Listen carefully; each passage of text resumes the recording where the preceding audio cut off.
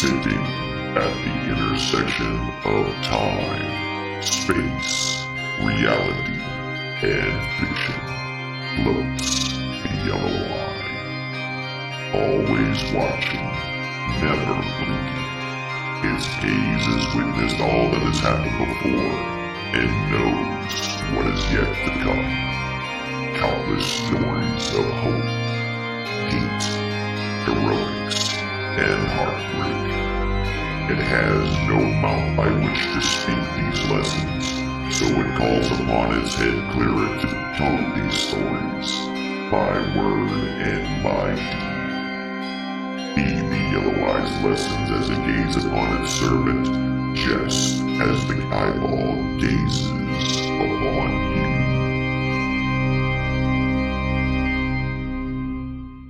you. Our story has already begun. Hello, my children, and welcome in. My name is Alan the Yellow Eye. Tonight, I am the Dungeon Master, and I'm going to be mastering some dungeons for an intrepid group of adventurers making their way after a narrow victory against a group of bandits. When we had left our group, essentially they were in bad way. They really were. They were in a super bad way.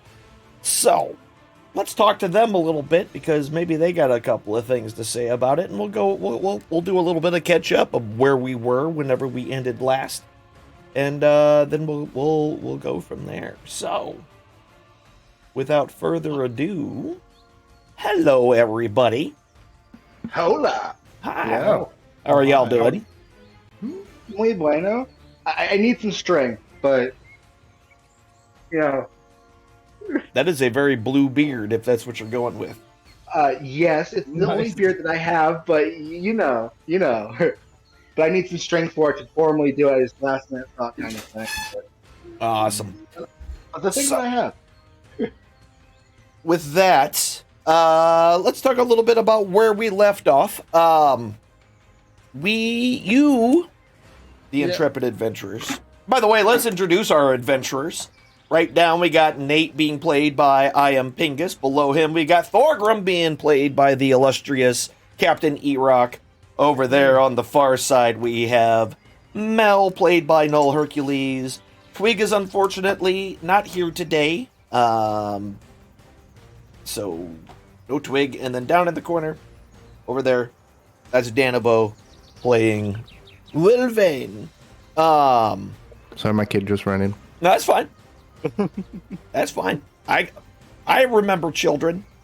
I still have them. What are they have a good children? way. All right. So when we left off, you were hired. Wait a second. I thought Erock had a snap filter of a banana. I didn't realize he was dressed as a... That's Yeah, exactly he's what dressed I was as a thinking, banana. too. So he did have, and now he is. Like, it was a filter and then not filtered. Okay. That's the con. That's It's a a thing. long con. It's a whatever. It's fine. we're- this is already a pretty slippery situation as it is. Sure. Ooh. Yeah, that's right. But welcome in, y'all. Where we left off. You were hired by the city of Saltmarsh, or the town of Saltmarsh, to essentially take care of some bandits that were north of the city between Saltmarsh and Burl. Just to, because they were stealing things. They stole from the mining company.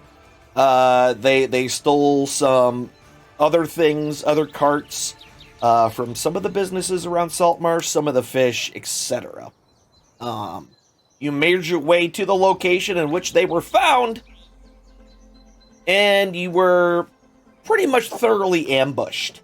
And the ambush was well enough that, well, many of you found yourself in a bad way. That is, Nate, Mel, and Thorgrim had found themselves beat down and unconscious lying on the ground. Luckily, the fates were with them, and they were able to not die, but stabilize. So it's been about an hour since that time. And because of that time frame, both Twig and Lilvain, who were still conscious after all was said and done, have completed their long rests. That also includes Mel and Thorgrim as well, so you can spend your hit dice to heal up. And Nate can as well. But from what I understand, Nate's not going to, correct? No, he's like 9,000% sure he's just dead. Okay. All right. How did I do that? So if you just on the front of your character sheet, Mm-hmm. and if you see the little HD button in the bottom there, Okay, yeah. Yep. just click it. Like the magnifying glass thing, or No, just click the actual The die, die. and it'll roll it for you, and it'll add that to your health automatically. Okay. There you go. So y'all were regaining consciousness because of that. Oh, I don't. Thorgrim just kind of mutters in his sleep. I want to ride the pony. Perfect. All right. Good. So you've all regained consciousness except for Nate. So when both of you wake up, you're laying in the middle of the road, where you were when the ambush happened. It seemed nobody bothered to drag you or anything like that. You both see each other because you're laying kind of right next to each other, and then you can kind of see next to the tree south of you. You can see the body of Nate, just also lying on the ground, and sitting on his chest is the cat that has been following him around, and the cat just seems to keeps just smacking him, just whack, whack, just every couple of seconds, just whack, trying to wake him up. Looks like maybe. What map were we on again? Stupid question. The hermit path. As Mel wakes up, just kind of says almost too loud, "Could someone please stop hitting that anvil?" Before he even gets the wherewithal to realize that, oh, there's nobody beating it. Weird. Right. It's one of those weird outbursts. I got you. Okay. Mel rises to his feet and,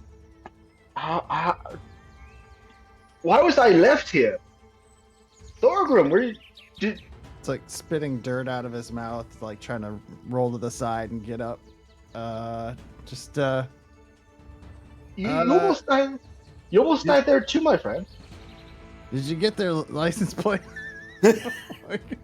Wait, what is that? No, did you? What are we even doing here? I think it was a large horse or maybe a donkey that kicked us both in the head. Sure, right, yeah. It just, it totally wasn't some battle that we fell in. We totally just got ran over. We're smarter than that. We wouldn't have fallen in battle like that. We'd had to have lost to something sillier, you know. Had to have been.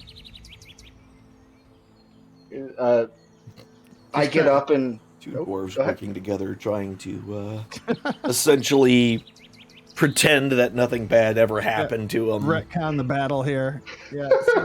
So, Just kind of brushing off, getting up, looking around, seeing if I see anybody left from our party, if we're the only ones alive. So go ahead and give me a perception check real quick. All right, let me do that. I mean, you obviously see Nate because you see the cat sitting on his chest, slapping his face. So that you're seeing. Mm-hmm. How am I doing this? Yeah, under your skills, you can just double click or... right. Oh, yeah. Skills. Still getting used to this. Yeah, no worries. What do you click on, though? The perception on the number or whatever. You can either double click or just drag it to the window with all the Oh, Yeah, one of the numbers two. that we roll. there we go. There we are. Oh, yeah. Ooh. Okay, so, Mel, you don't see anything, but Thorgrim, you do see Twig, looks to be up in a tree. Hard to spot. Seemed that she found herself a place to take a rest up in the tree branches, essentially. So you see There's a twig up there, Mel. Like points to the tree. I don't even bother to look up. Of course, there's twigs up there, sir. What kind of silly question is that? And do I happen to see Nate? I do see Nate. No, right? yeah, you see Nate. Nate is not hidden. He's just on the ground, and there's a cat sitting on his chest. I wander over to him, and he still looks pretty bloody and beaten from the fight, right? Oh yeah. He is out. Give me a medicine check, Mel. All right. Give me a moment to find the right tab again. Mhm. There we go. All right. Yeah, so looking at him, you can see that his chest is slowly going up and down.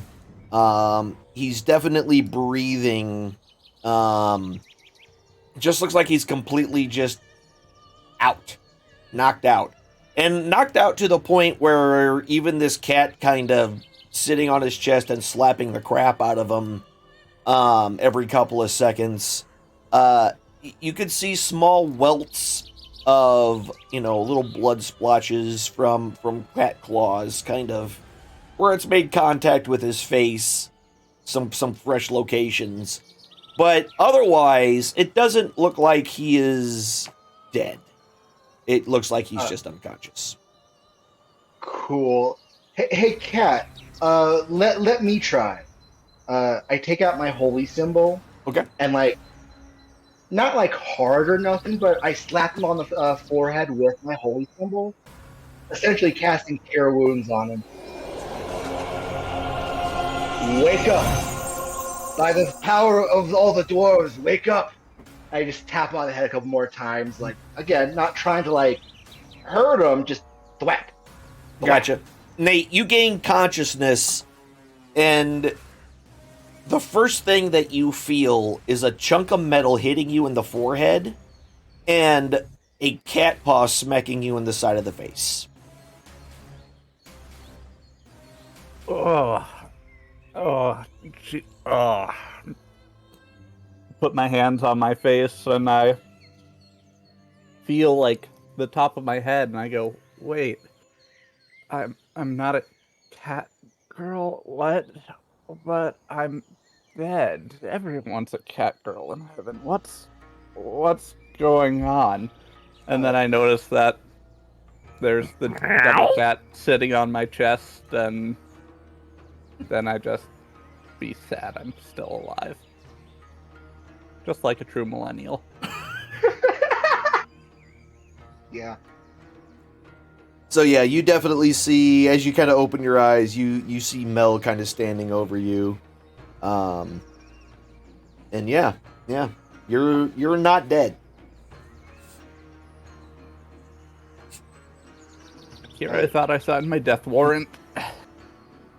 I I thought you were. I almost thought you were kidding there for a minute in town signing death warrants. But here we are, almost dead and the like. Speaking of which, where's the other little gnome? I remember a Vane, Will, something. A better little gnome. Do you guys know where he's at? A waffle slave? I don't know. I just woke up. Do you smell tea? Because I don't. Fair enough, right? Well, if we're lucky, he wandered off, left us for dead or something. And I start wandering around this road that I see over here, just kind of generally exploring to see what's up without going too far.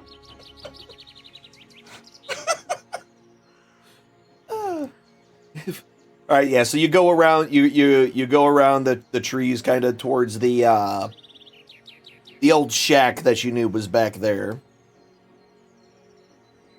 And yeah, so you go around the corner, and there's the torn down, well, the falling apart shack that's there.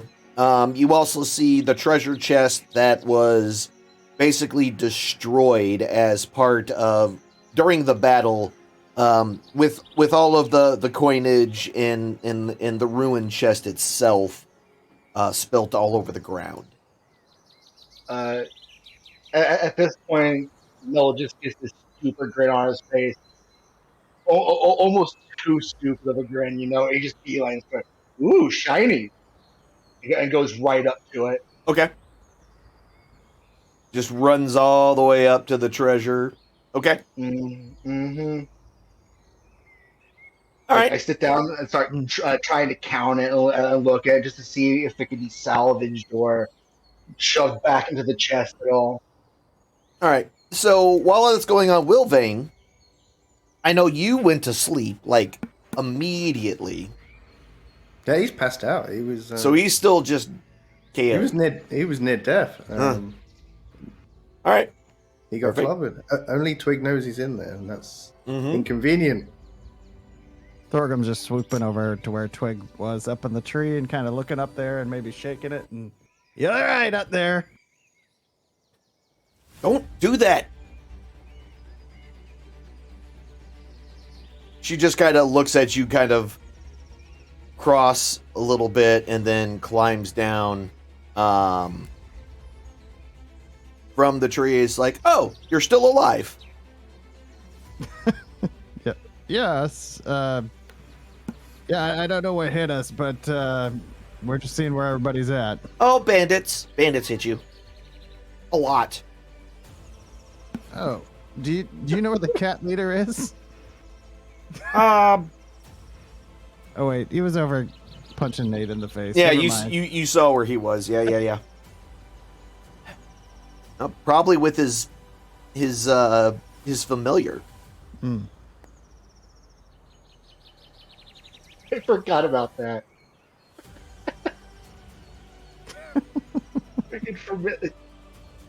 I'm curious to know where this whole thing goes. All right. So, is that chest salvageable? Can it still be used as a chest to carry treasure, or is it beyond gone? So, it has a kind of smoldering hole in it. On the back side of it. So, as it currently stands, that if you were to, put it up like a chest normally stands up, and to fill it up, everything would just fall out of the backside of it. However, there is a latch on the chest itself, so you could conceivably close the chest and clasp it so the top doesn't open, and hold it kind of uncomfortably in a weird way in order for nothing to fall out of it. Huh. This won't do. This won't do at all. I'm gonna have to make something. I wonder if I can make something with wheels. And he just kind of plops down on the ground and starts considering his options. Can I Okay. make any wheels? Alright then. Can I make something with wheels? I start kind of flexing on my magic a little bit. I wonder if I could. You just start pondering for a half a moment. Just, screw it. Maybe I can make a metal wheelbarrow or something. Something with 2 wheels and 2 poles that 2 dwarfs can push on. Okay.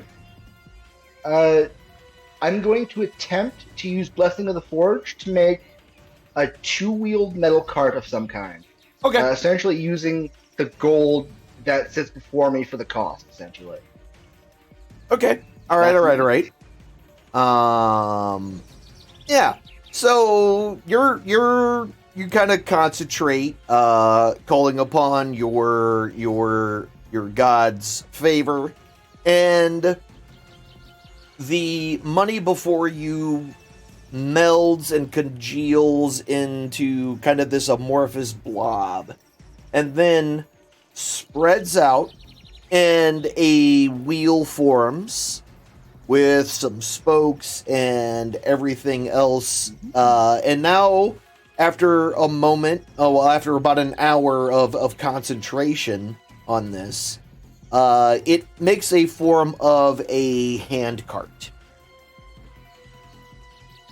Neat. How far away is the chest from where I left Thorgrim, roughly?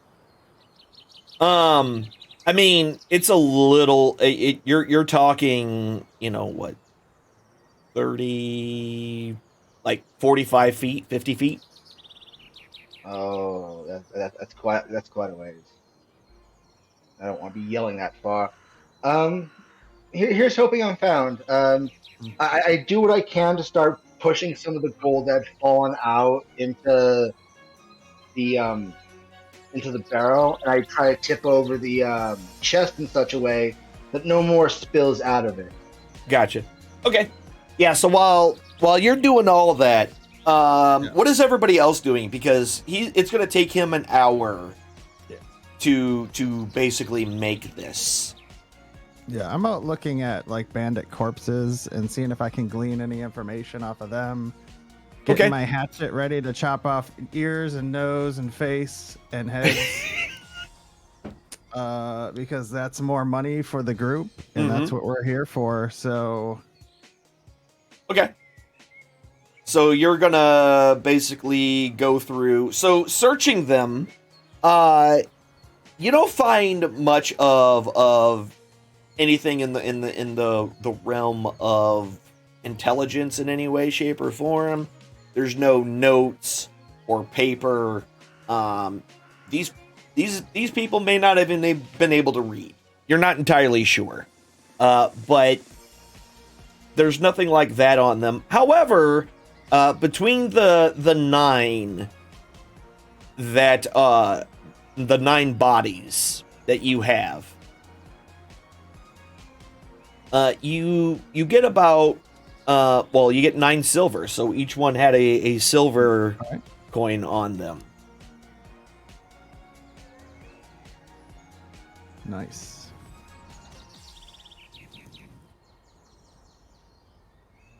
I'm just kind of looking back. Are we supposed to chop noses, faces, like heads? They wanted heads.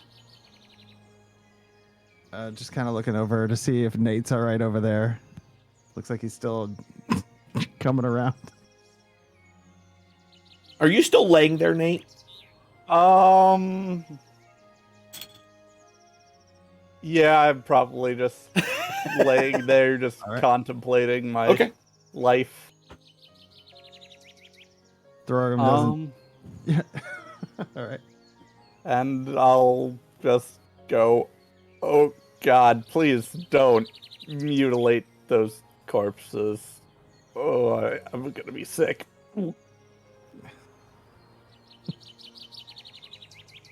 And then I start to get up and wander towards the house. Okay. So as you're kind of moving towards the house, you definitely, as you're kind of going that way, you see Mel concentrating very, very hard at a pile of treasure. And it kind of looks like the treasure seems to be creating almost an amorphous blob at this time.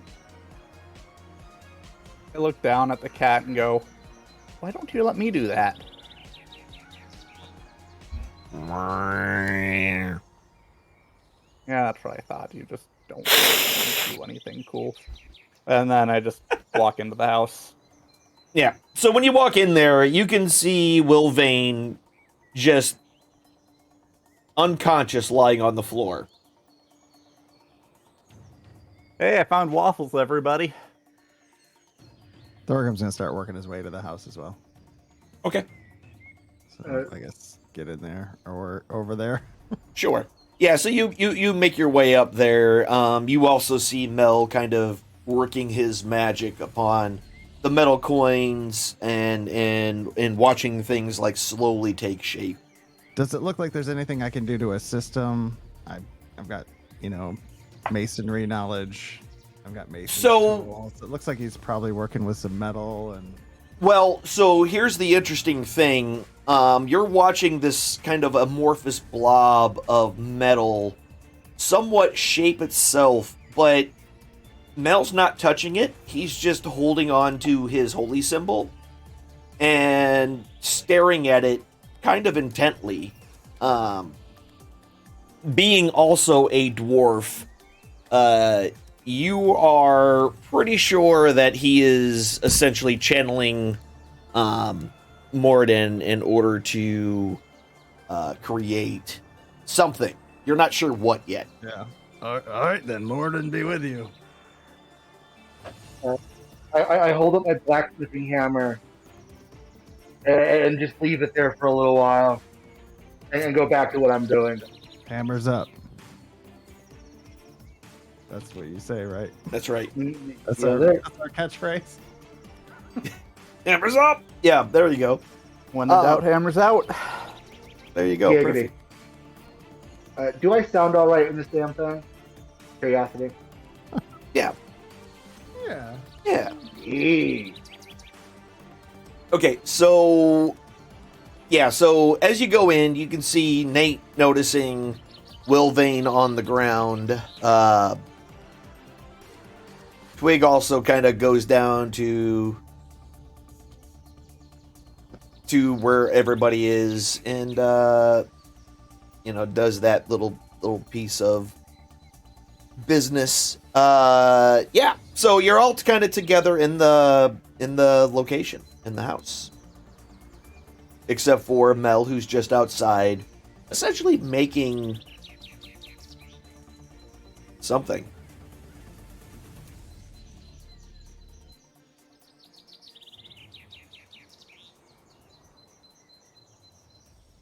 Yeah, I'll we just are. pass out right next to You're just gonna Will Vane. you're gonna lay right next to him. Take How a long- nap and hope that this was all just a terrible dream and I wake up. How long have we been here? Like, So the sun weeks? has definitely moved from the moment where you kind of remember before the battle started. The sun was nearing, but not quite at its highest point. But it has definitely made its way towards the horizon. So you would estimate it's been a couple of hours. all right.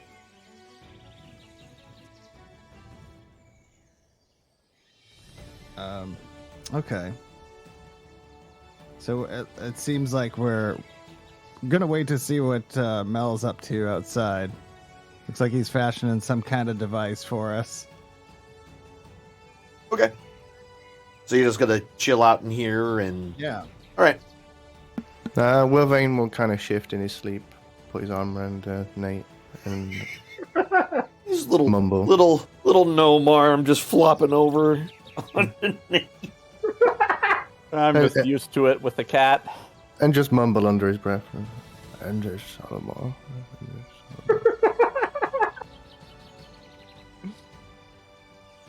Perfect. All right. Does anybody look like they need like immediate healing or like? I mean, everyone is Everyone's hurting, I think right now is right? hurt. Yeah, so everybody's in pretty bad shape. Overall, kind of difficult to say. Oh, this Who's worse off? who's worse off? I mean, right now you feel pretty good comparatively. Nate looks to be probably, oddly enough, seems to be the most hurt out of everyone.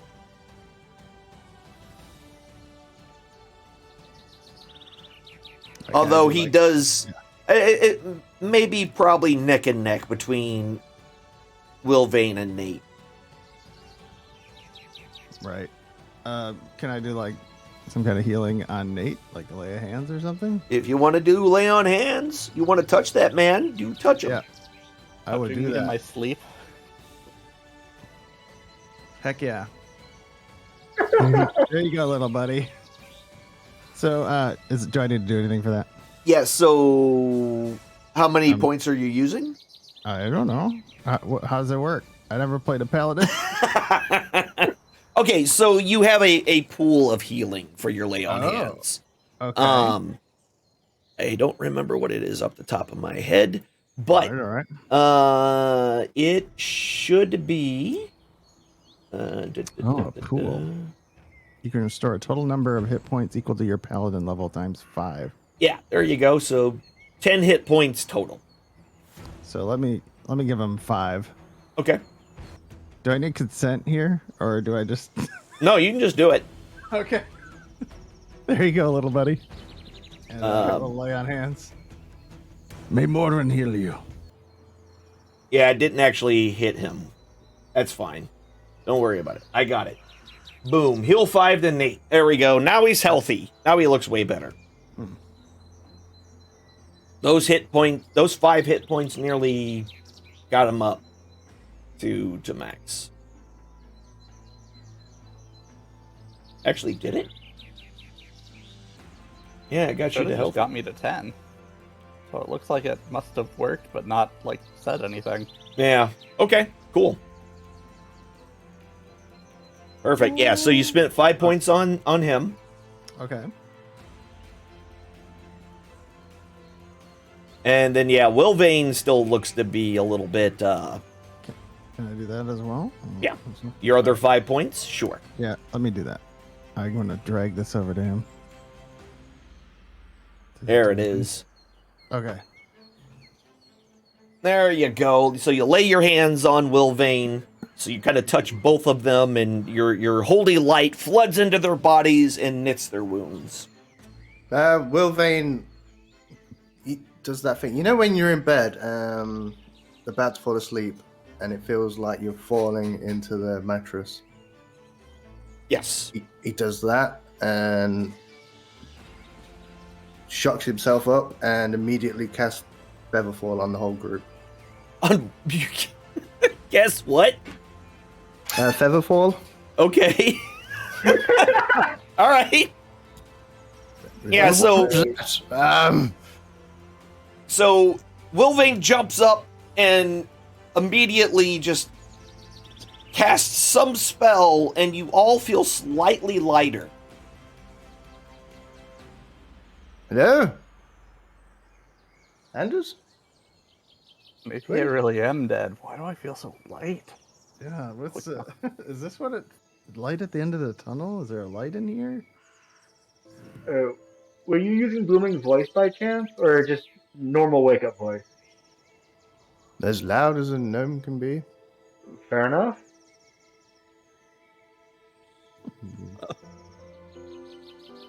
It's really quiet. Yeah, he just jumps out of his skin. Butterflies in my stomach. All right. What's everybody doing here? Did you get the faces? I wasn't sure to cut off noses, ears, faces, heads. It seemed like a lot of cutting. All the same. Has he got these? There's about 9 of them out there. Wait, you just left them on the ground? Yeah, I didn't find any silver. I didn't find a silver per each one out there. That Nope, seems not at all. oddly specific.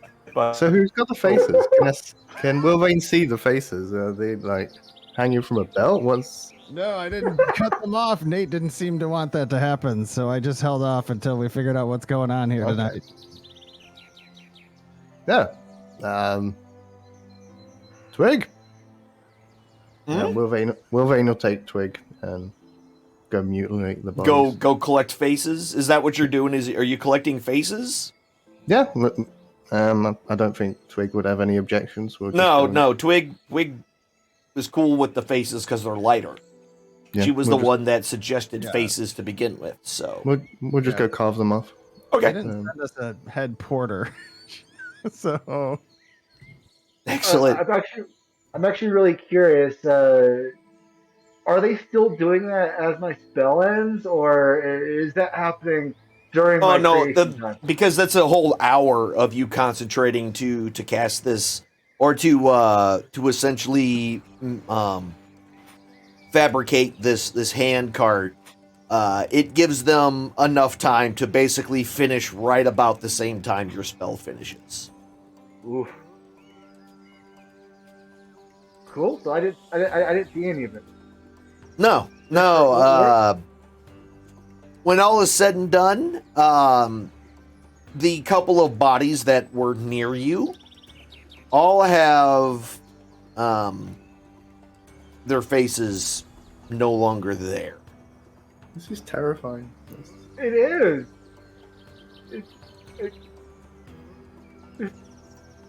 As I come to and I start looking around and just seeing the lack of faces, I kind of exclaim, "Were they like that when we got here?" And I pick up the hand cart and start moving the hand cart with the gold and chest in it and all that. I just kind of walk up the road a little bit, trying to find the group. Were they like that when we got here?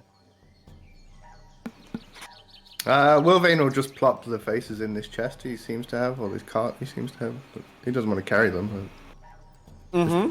Yeah. So, so while you're asking those questions, Wilvain comes up and drops a deck of faces. I don't what do you call a stack of faces? Onto the cart. Deck of many faces? A stack of many faces. Yes. What are you doing putting these faces on my gold? And I kind of just slap them off my chest right click. The faces do not belong on gold. These faces are the gold. I lean forward and look down to the little gnome. Listen here. This here is gold. You can carry those faces. I don't need any more of your extra weight, little gnome. If you don't want the faces, then you don't receive the benefits of the contract. That's fine with me. He said that those faces were a bonus. I'll give my bonus to you if I don't have to lug those around. That's I'll fine. return this all perfect. Come on, Twig. We shall take the faces. Twig has zero issues taking a face or multiple faces. She has proven herself as saving. This is saving face to a whole new level. So yeah, wear it like a mask. Infiltrate. I called the Thorgrim. Hey man, you care to help me out with this cart? Maybe we can get this back to town. How long of a walk was it to where we are from town by chance? I forget. It was a few miles. Yeah. It was a few miles. It was about 4 to 5 miles north. Heck, we might be able to make it to the tavern before it gets too late, before they close. Help me get this cart back to town, yeah? Thorgrim. Oh yeah, I'm on my way out there. Let's see what we can do to help lug this stuff out and claim our booty. Sure. Yeah. So after y'all kind of collect the last little bits of gold and whatnot that was in the chest and putting it into the hand cart, and what was left of it anyway, since some of it was transmuted into the hand cart itself, you start making your way, and with the two dwarves essentially, taking turns pushing this hand cart, or pushing the hand cart, pulling the hand cart, however they decided to deal with this cart, back and forth. Eventually, you do get back into the town of Saltmarsh. Now, the good news is that it's not quite dark yet, but it was a little bit slower going on the way back, plus the time that you were essentially unconscious. It's now evening time.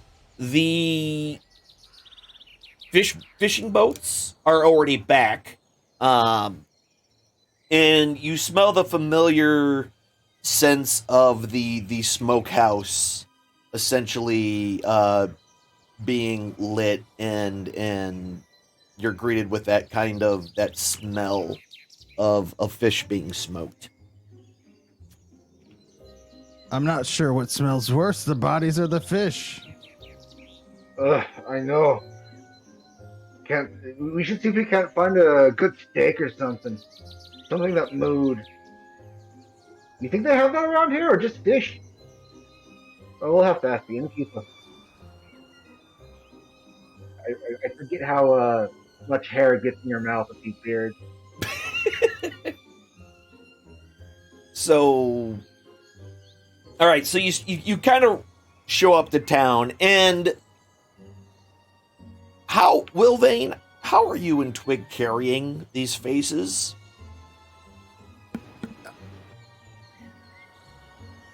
That's a good question. I know, that's why I'm asking it. How long are their faces? What, 7 to 8 inches per Yeah, face? give or take, yeah. We're speaking like a quarter inch off each the flesh on each one. Each one weighing about a pound and a half. A pound and a half. They can hang off their belts. Yeah. Yeah, we'll just hang them off the belts. Okay. So, as you walk up to the gates of Saltmarsh, there is a look of panic across the guard's face as he realizes that the two little gnomes essentially have a plethora of faces hanging off of their belts. And he fumbled like this looks like a very young individual, maybe a brand new guard. He's maybe 17, 18 years old, and just starts to fumble trying to get his sword, and he pulls it out and what do you want? What do you want? Hey, why you got Hey, what are those? What are those? But we're gnomes. I know what you are. What are those? What's he? And the sword is kind of pointing at your middle section, your beltish area. It's a navel. Those are belts, sir. Belts. Oh, yes. No, what's hanging off of those? He's probably talking about faces. Oh, hang on. Just ask it. Why the long face? Just ask it.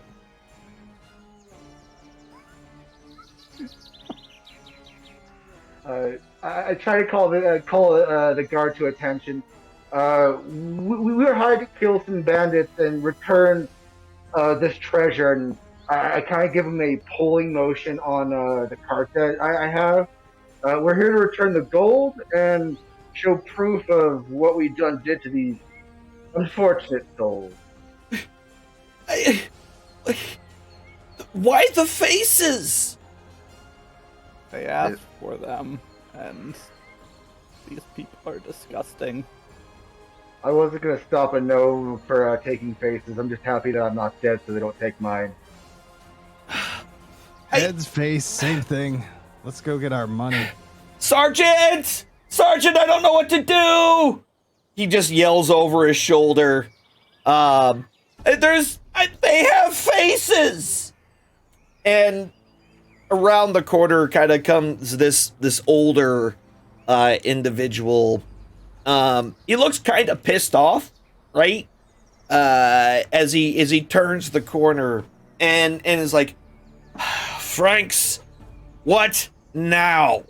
What stupid little... And he just stops in his tracks.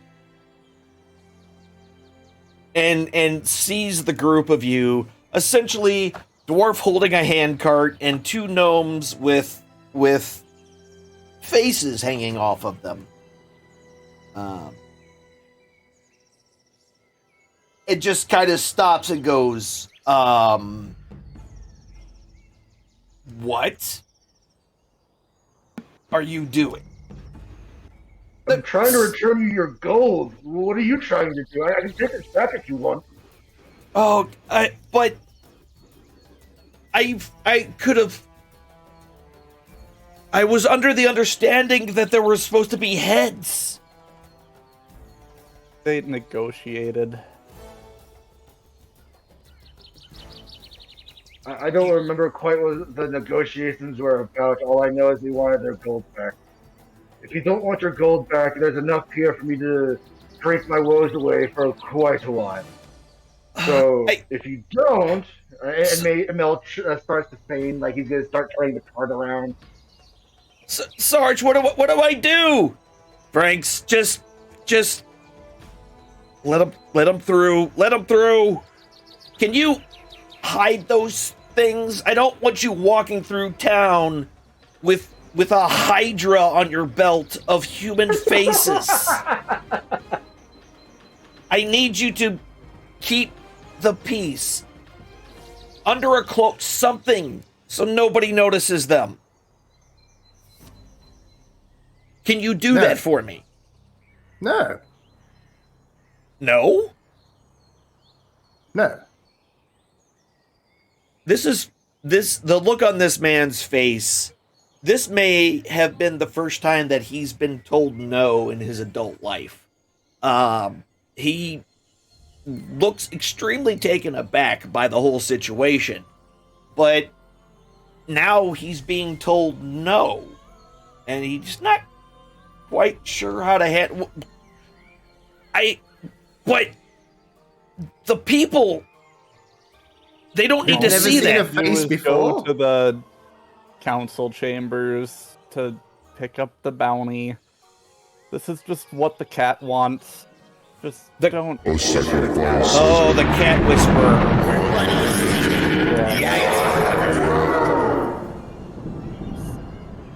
Thank you very much for that sub. I appreciate you. All right. Well, this is what we're gonna do. Just Sorry. You're saying these people have never seen faces before. You have a face. I have a face. We all have faces. yes, How but they're often normally do you take attached to off your people's face? heads. We can change that. Are you threatening me? Would you like to keep your face? Mel picks up the cart and just starts walking into town, shaking his head. I don't got time for this. And just starts walking with the treasure into town. Okay. Yeah, they don't move to stop you or anything. It looks like the sergeant's attention is solely on Will Vane at this point. Was that a threat? Wilvain just looks down at the faces. No? That's what I thought. Go about your business. Go straight to the council chambers. That's what we were doing before you interrupted. Go about your business and guard something.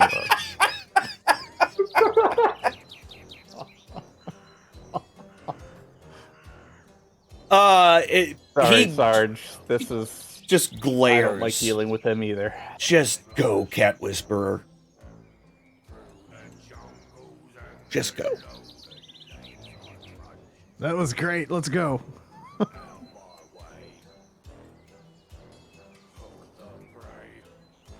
Okay.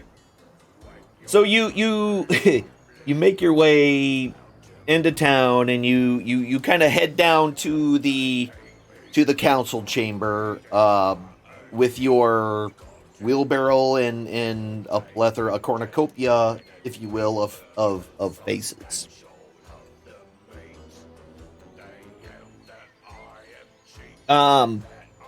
So when you go in to the main chamber, nobody's really there.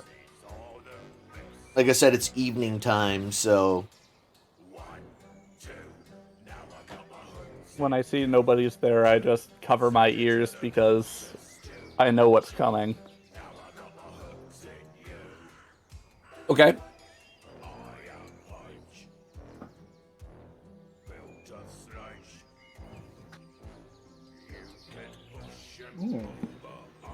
And a Salmon! My ear hole, little gnome, and just try to clear out that one ear, and I glare back. Did you really have to yell like that? Right here. Not that I'm mad at it, but It's a good effect. it's a wonderful effect. You're right. All right. What is it? So after this booming voice is yelled, you see some faces kind of poke through one of the doors, followed by some muffled shouting a little bit, and the next thing that you all know is a couple of clerks come in to, well, you're assuming that they're clerks. One is the same individual that you spoke to before when you signed your contracts. Yes. Oh, you're back, are you? So you all survived, huh? That's Sadly. Well, most of us survived. yes. I see all of you. It points at the belt. Oh, gods. Those are Faces. Why is everybody shocked about faces? those, do we have a bag in the back that we can please I get? tried to put them in the chest, but he wouldn't let me. Please, get a, just go get a bag, please. The other clerk kind of turns and then takes off out of the room. And as he's, the other one leaves, he looks just like, so you've come back. How many faces do you have? Just the one. I mean, on your belt. Oh. You can count them. I would much rather you just tell me. I would rather you count them. No, it's quite all right. Count them. I think you were saying it was something like 9 of them. Nine. Okay. Excellent. And he kind of pulls out a parchment and writes down some things on there. Well, if so- you're not going to count them, there are 11 faces. But your friend just said there were 9. He can't count. And he kind of looks over at Mel. It's like, I'd believe that. Fine. So, 11. And he writes down 11. Keep talking, clerk, and I'm going to start taking some of this gold out of this wheelbarrow for the insult. 1 gold piece per insult. Keep it up, my friend. There's no need for any of that. Anyway, so yes, 11 faces. Sure, yes, that's fine. We will have to get the council together. They are the final arbitrators of the contract, and so yes, you bring the bag. Just hold it open and let them put the faces into the bag. Yes, and the other clerk kind of comes over to Will, Vane, and Twig with the bag open and trying to like hold it as far from them as possible, but keeping it open. Puts the faces in the basket. Yeah. just put them in. Yep, Wilvane will put them in one by one, counting them all the way up to 11. Even though there's only 9? Yes. So explain to me where the extra numbers come from. He's casting minor illusion on 2 of them. Oh. Okay. So 2 extra faces are illusionary. Understood. Okay. Yeah, but they're not paying attention. No, I got you. No, I'm 100% understanding what you're saying. So yeah, you're able to drop 11 faces into the bag, and once you're done, he tightens up the bag and says, what do I do with it? And the other clerk just is, I don't know, put it in Erlander's office. He knows how to do it. What's that? The cat might eat it if you guys just want to get rid of it. No, we've got to give it. No,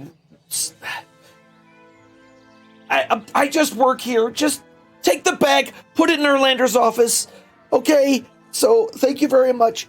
Leave the barrel. Leave the. You will get your cart back. Leave the rest here, and come back tomorrow. Where the council will meet with you tomorrow at 11. Okay? You're gonna give me my 100 gold before I leave, right? No, you will get your full payment tomorrow from the council themselves. I'll be taking payment now. I was promised 100 gold. Yes, all that will happen tomorrow when you meet with the council. I'm not authorized. You just give him some booze money or something. He's been talking about drinking the entire miles of walking back. Just get this man something to drink, please, for the love of the gods. So I'm going to turn my back, and if a handful or 2 of coin ends up missing, how would we ever know? That's all I'm going to say. Good night, everyone. See you tomorrow at 11. And he kind of backs away, keeping his eyes on you as he just slowly backs out of the room and closes the door behind him. But before he makes it out the door, I kind of just tip over the wheelbarrow. Fine. I pick up 2 or 3 silver pieces. I'm going to get a drink. Just kind of leaving the whole mess on the floor of all the gold coins. You pay me tomorrow. Orgrim, want to go get a drink? Let's go. I make to the door and go to the predominantly dwarven drinking hall. Okay. Maybe you want to get a couple of silver for yourself before you leave. Yeah. That I didn't have any, so I will get some from this. So I yoink a couple silver off the top, skimmed off the top. I found nothing. The worst liar. Okay. What is everybody else doing?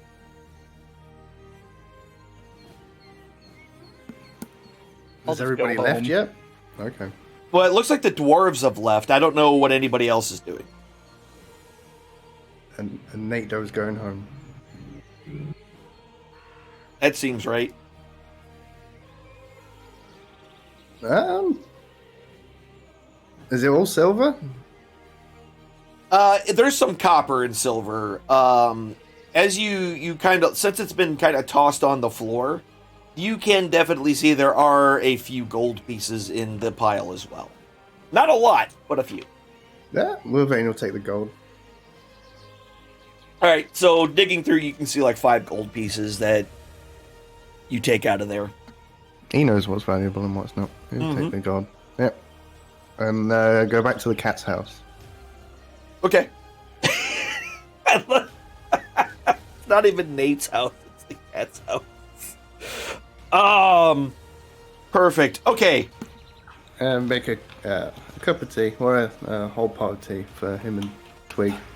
All right, so you head over to the cat's house, making your tea. Twig tags along with wherever the cat goes. Twig's gonna basically go, because that's the leader, and Twig's gonna stay with the leader. So,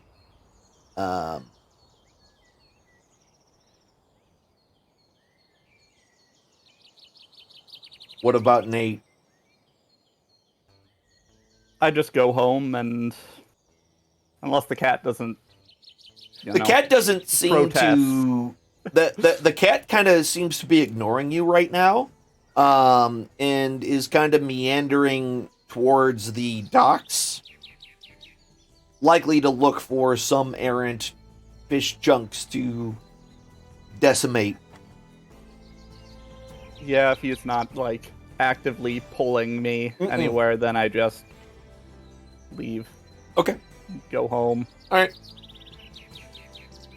Yeah, by the time you realize the cat's not really directing your attention in any way, shape, or form, you get to your house in time to already see that Wilvane has again made himself at home and is already drinking tea. And Twig basically followed you into the house with the cat, or followed the cat, sorry, down to the docks. I'm not sure, we're not entirely sure where Twig is at this point.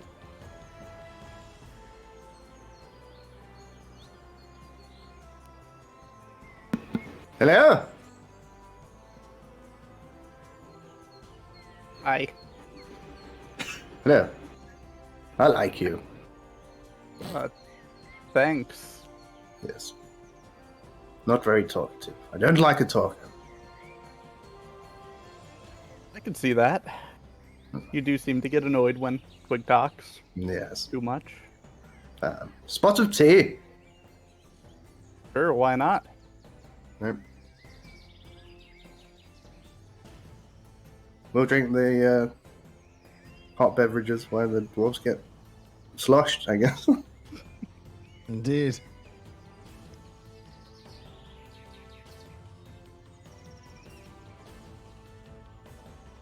Wait, is that unmuted?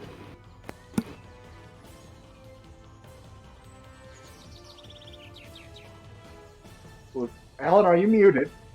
We see your lips moving, but Who's muted? Oh, He's very hey, muted. look, there we go. Yeah. I accidentally touched the top of my mic. So you spend some time. You are drinking your tea. The cat is somewhere. Twig went somewhere with the cat. And the dwarves are doing a drink. That seems to be where everything is going. Correct? Yep. Alrighty. So, things are getting a little bit rowdy, in the Wicker Goat, where the two dwarves are. People seem to be in high spirits, kind of generally all over in the town. People seem to be in a really good mood. Maybe it was just a really good day. Not entirely sure. But the rest of the day kind of goes by. Drinks are drank. Go ahead and subtract some 5 silver from each of the dwarves for your drinking escapades that evening. You found yourselves getting into a a rowdy crowd that were singing dwarven battle songs, and in your inebriated state, you kind of let go and were singing those battle songs as well. And as the night, what kind of tea were you making, by the way, Wilvane? That he doesn't know. It's something. Okay. Stuff he found on the forest floor. Okay. Of his herbalism kit. It could have any effect. We'll find Gotcha. out. So what does it taste like? Like tree? Tastes like a tree. Yeah. All right. This That's is stuff he found on the forest floor. I don't know why Nate is drinking it, but he's a weird one. He's used to this. He's lived on his own for many years, and he drinks whatever scraps he can find. So enjoy, Nate. perfect. Better than nothing. Perfect. All right. So the rest of the evening kind of goes off without a hitch, and you are all able to complete a long rest. So there is that. Let me make sure that happens for y'all. So a long rest happens. You all are going to be healed up and all that. So let's get that handled. Do we push a button? No, I'm doing it. Okay. I'm doing it. All right.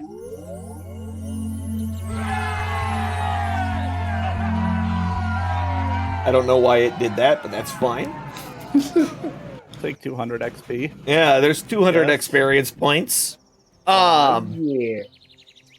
For some That reason, means, that means we level, right? you already did level. You're not leveling again already. You leveled Oh, right I before tried. this. But it was a lot just walking back to town. Yes, Our legs are freaking swole now. that's right. Large Faces are legs. falling off. Faces are falling off. Legs are swole. The whole thing is happening. So the next day, you wake up to the normal sounds of Saltmarsh. Essentially, the ships are getting underway first thing in the morning to go out fishing, and then as soon as they are cleared out, we finally start getting the trade ships to come in to start picking up.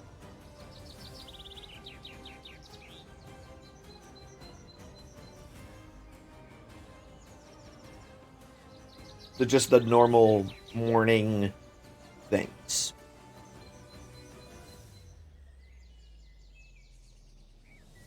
What are y'all doing?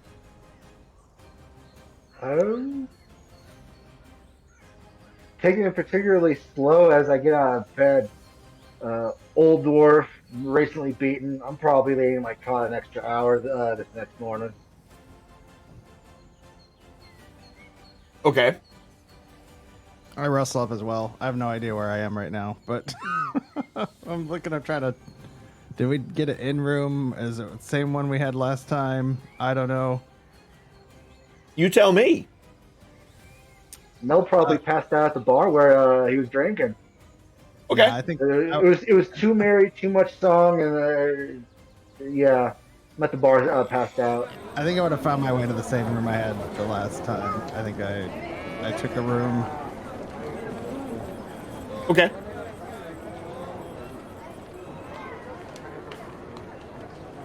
All right, so as you kind of wake up, you again the normal sounds that you're used to hearing, saws, the bells of the boats, all that stuff kind of just happening. It's entirely up to you. You've got a few hours until you are scheduled to be back in with the council.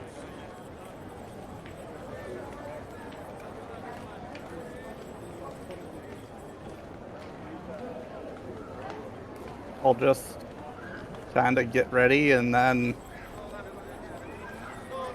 just go and wait for the council, because Okay. I don't have anything better to do unless the cat wants to, So demand the cat stuff. isn't at your place. Well, thank God. Maybe this was all just a dream. As I make my way out of the bar, I just start looking for any of the familiar faces. I mean, I start aimlessly wandering around the town with no real goals. Maybe I find a stray dog to pet. I don't know. okay. So yeah, so for the most part, I mean, it's kind of the same old, same old. It's the same faces day in and day out.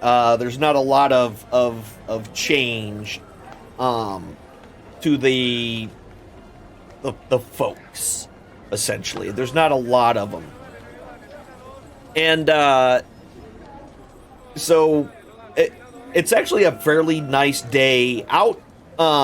However, just out over the ocean, you can see some dark clouds that, with the occasional flash of lightning, kind of in these darker clouds.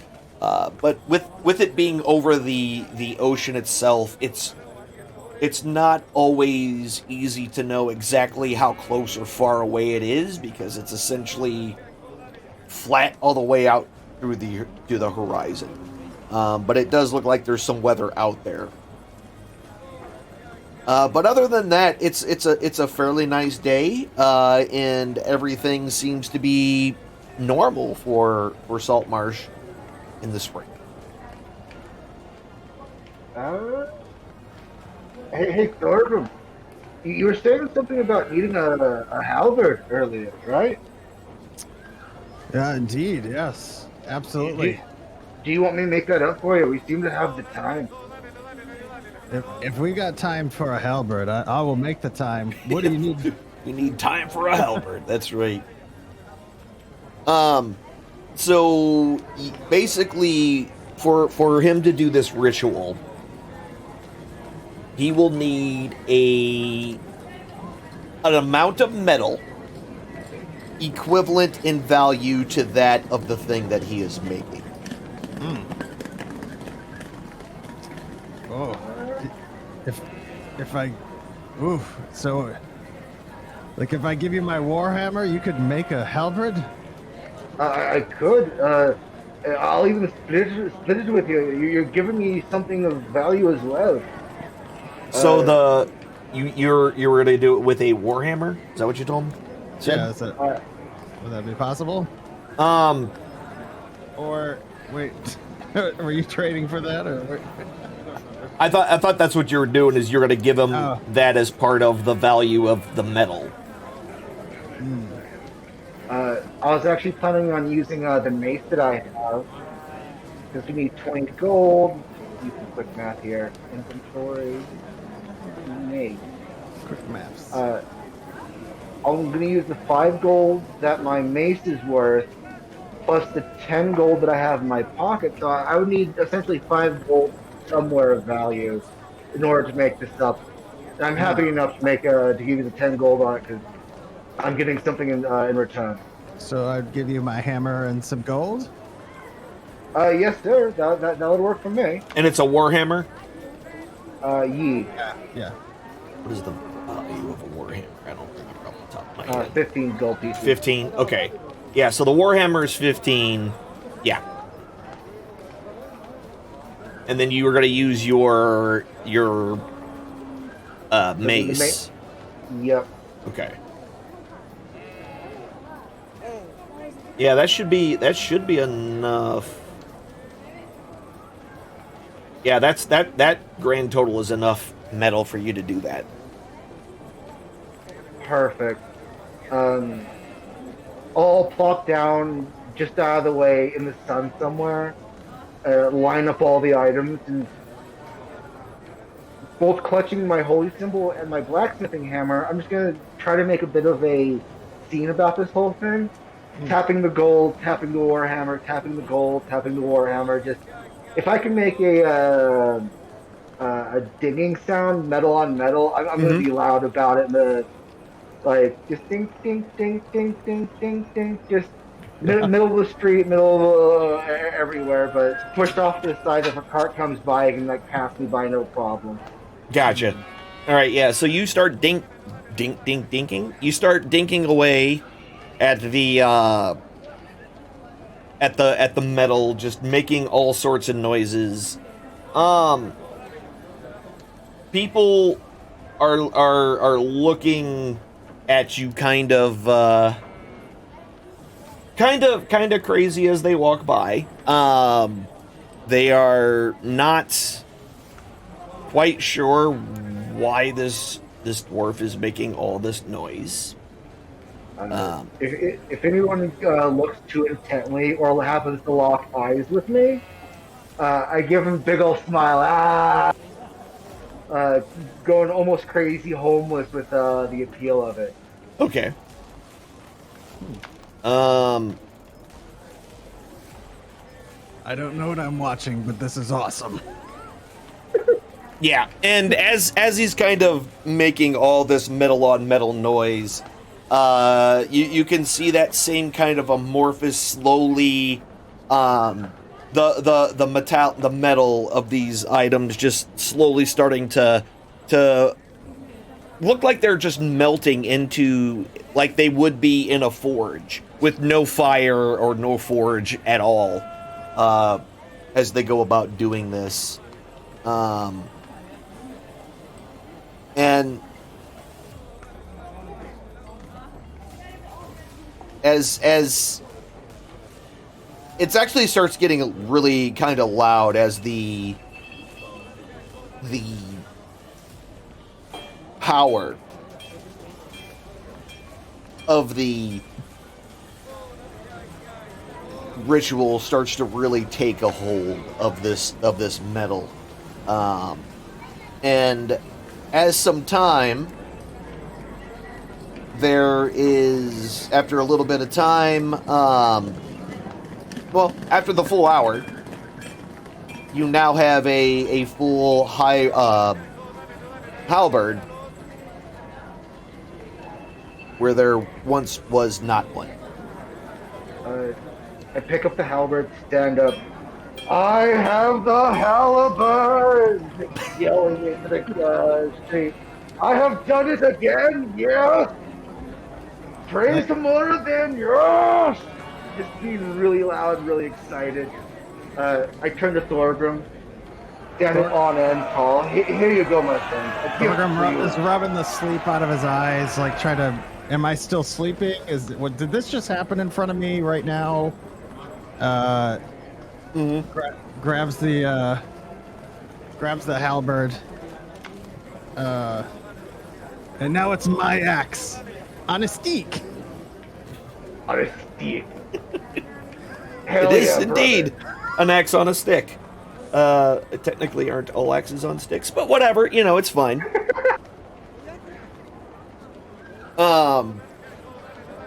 Alright, so what about Wilvane and Nate? I know, Nate, you said you were going to the thing. So we'll deal with that here in a second. What about Wilvane? I want to ask, when Wilvane gets up in the morning, is Twig there?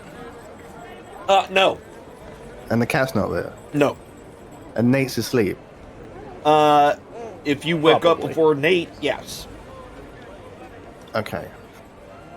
Wilvane will get out his rock. Okay. And just cast an image, an exact replica of the cat, just floating slightly above Nate's head before he wakes up. Okay. Just floating, like in a sitting, like floating how? What position is this cat in above his face? Sort of upside down, head directly in his face. So just like down staring at him? Yeah. Okay. Okay. And he will click it off as soon as Nate notices it. Okay. We'll see. Yeah, so I guess Nate, when you wake up, there's the cat's face is like right at yours, just staring at you. When I wake up, I just don't even react. This is just kind of... He's used to it at this point. Just being woken up, having the cat look at him. All right, and as you just kind of wake up and you just like look at this cat, it suddenly just disappears. Something it's never done before. Is the hell finally over? Is it over? Oh God, I hope it's over. Can I hear him say that? Yeah, you hear him, Poofs it back into existence. and suddenly the cat's in your face again. And immediately back out. Well, that's new. Not all too surprising, I guess. Whatever, this... I'll just kind of grudgingly get up and start getting ready. And is the cat still there? No, he's gone. Okay. All right. Yeah. So you start getting ready. And Good morning! Morning. Sleep well?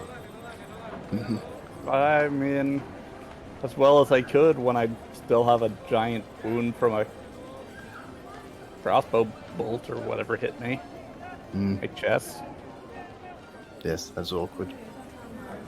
Anyway. Should we be going? Yeah, I guess. Better get there early. Where's the Get our cat? gold. I don't know. It was just disappearing in front of my face, so hopefully it just stays gone. Yes.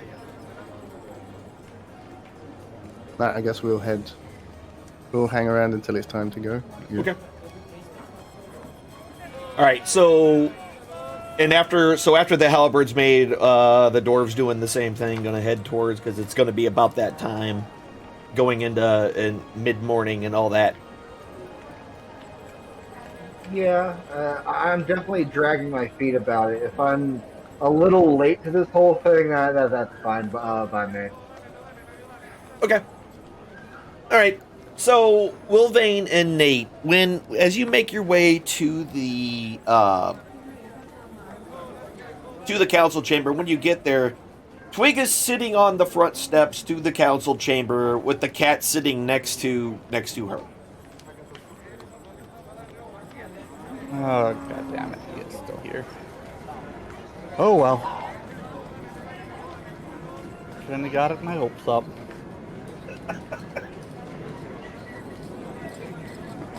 And the cat came back the very next day. All right.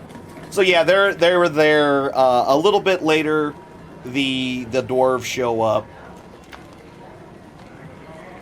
and you all make your way into the council chamber. Yes.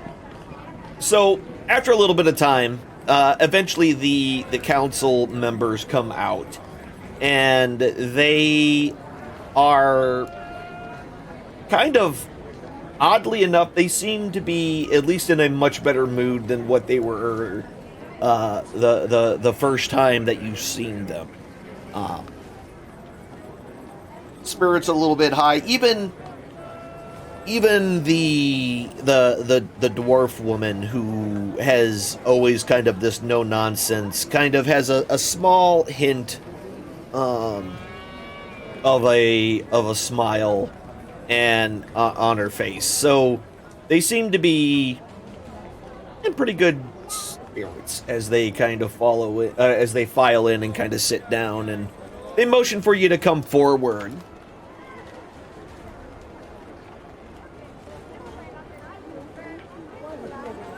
Go forward.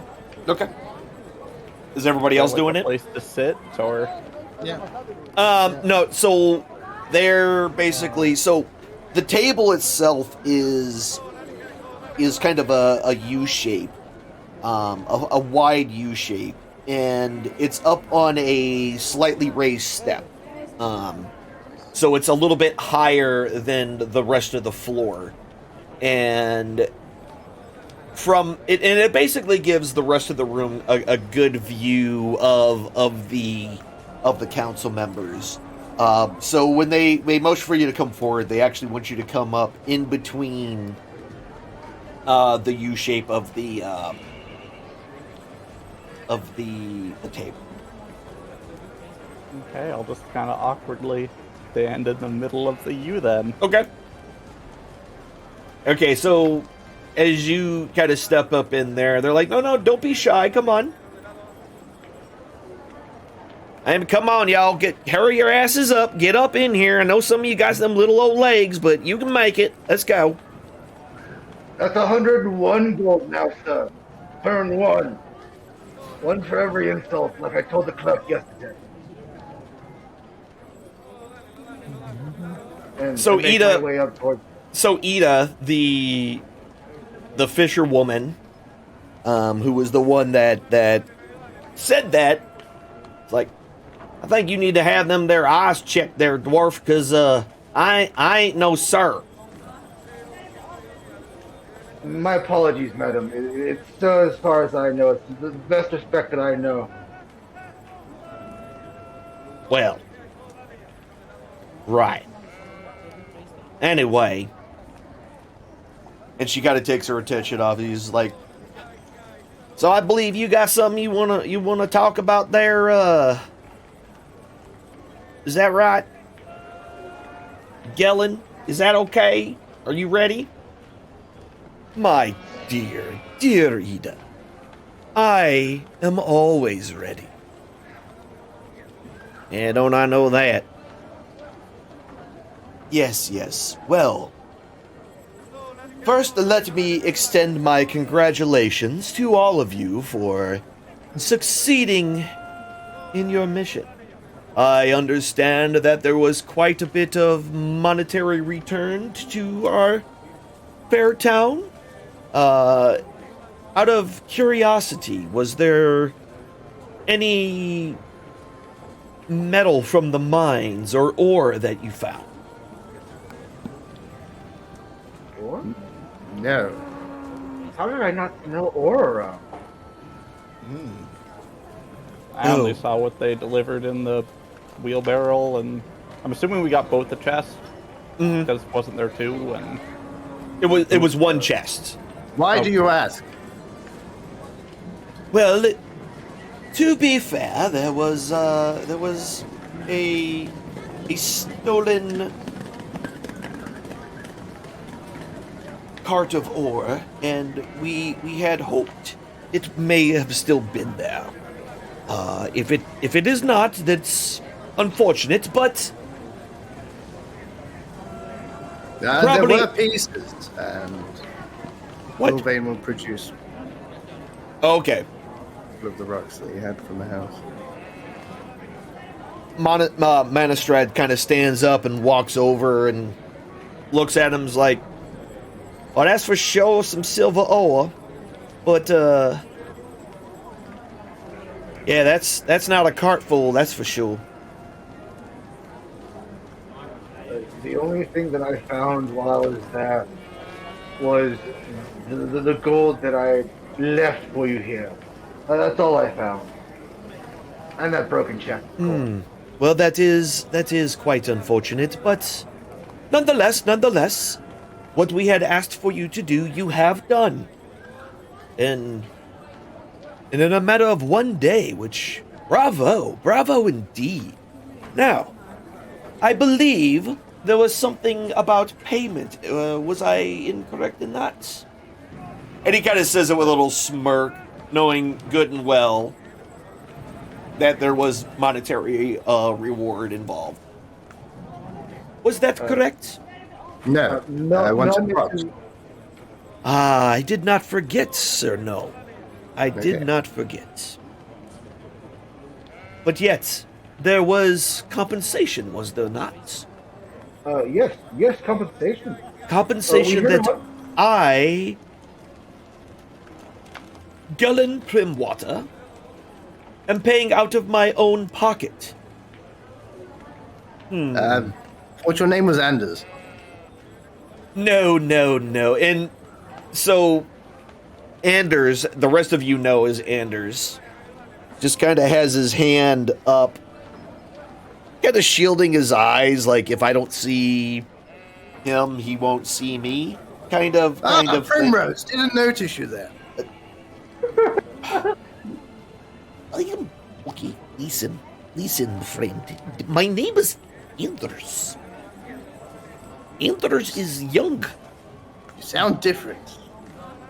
I am experimenting with my original language, tongue. He's fine. Do not worry. We're But the same, really. no. Please, no more distractions. Let me say what I need to say. As this is again my money. And when he says my money, he just kind of beams a look toward Anders. So first, I understand that it was 100 gold, except for you. Yes, I understand. I did not forget. But it was 100 gold to rid us of this threat. And you have done so. Anybody that brought back the faces, that would be myself and Twig. We will get to that momentarily. However, and he kind of takes out this fairly large purse off of his belt, unties it, opens it up, and you can tell it's got some weight to it. There's some heaviness to this bag. a full stack. What's that? It's a full stack. It's a pretty full sack. Yes. Sorry, I'll put some mumbly here. And he reaches in and takes out 10 platinum coins and places the first stack up in front of Nate. He then reaches in and takes another stack of 10 platinum pieces and places it down in front of Thorgrim. And then repeats this as for Mel and for Twig. It's like, but you, Sir Gnome, with your particular tastes, I have this for you. And he reaches back in the bag and he pulls out quite a few gems. All of them are of various kinds, aquamarines, not super precious stones, but there are 10 of them, and they're probably, based upon the fact that he's just been giving out 100 to each and every one of you, about 10 gold per gem.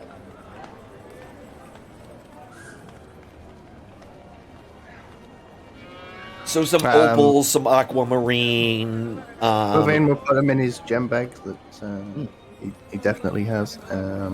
Okay. Without taking a second look. Those are truly outrageous.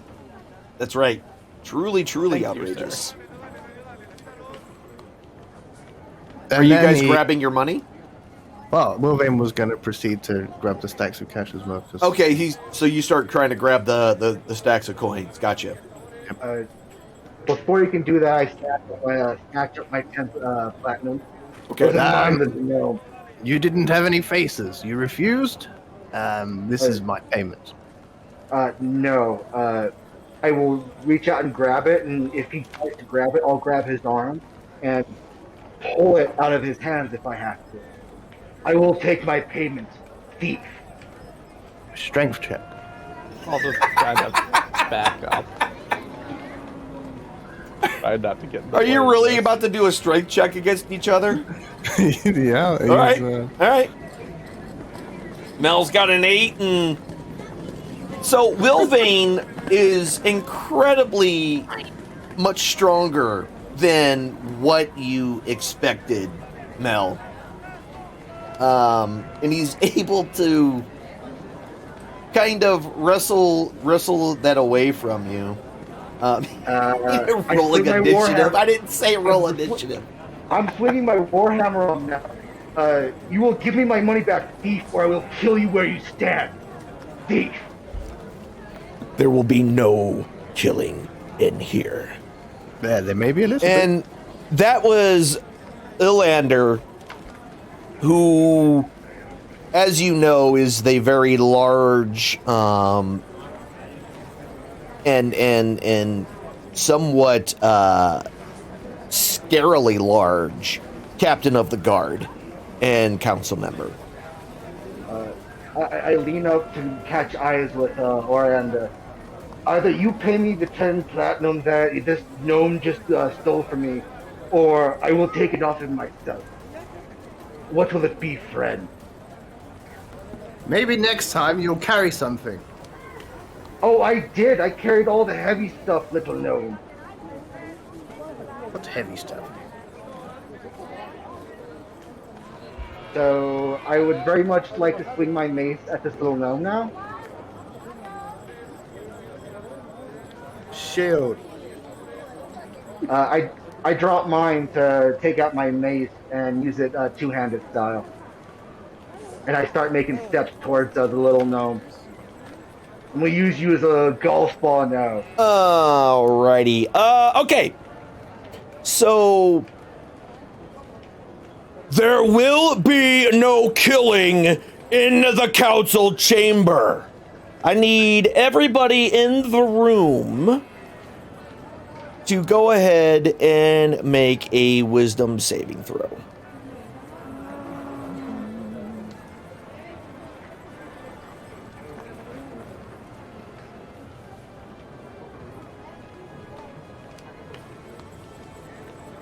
Okay. So everybody but Mel is just like stops what they're doing in their tracks. Mel, while his voice definitely got your attention, there seemed to be something behind the way he said it that seemed to kind of stun everybody else in the room a little bit. But you seem to have not been affected so much by the stun itself. Mother? That is an interesting ability you have there, my friend. And I put myself between the gnome and the door, trying to make sure that if he tries to run... Alright, I won't kill him. All I ask is that he return my money to me. Will you help me do that, and I will leave peacefully? I will not be robbed, is my point. Theft amongst dwarves is a hangable offense by our standards. And I'm fairly sure that someone would not be so bold or so stupid to commit such a crime directly in front of the council and the captain of the town guard. Am I not correct? I would assume when we read the contract. You signed it. You didn't deliver. It was He a did bonus, deliver. little You gnome. all Who did. put the faces in the bag? This is not payment for the faces. Then why did I bother cutting off people's faces?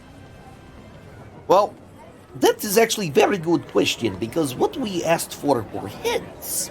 No, we very clearly negotiated faces. With Twig! whom? The Anders. I am. You did not do it with Anders. I am Anders. You're Primrose. No, I am Primrose. What? And he kind of just strokes his beard. So, if I understand this, everyone has their money, except for you, Sir Dwarf, correct?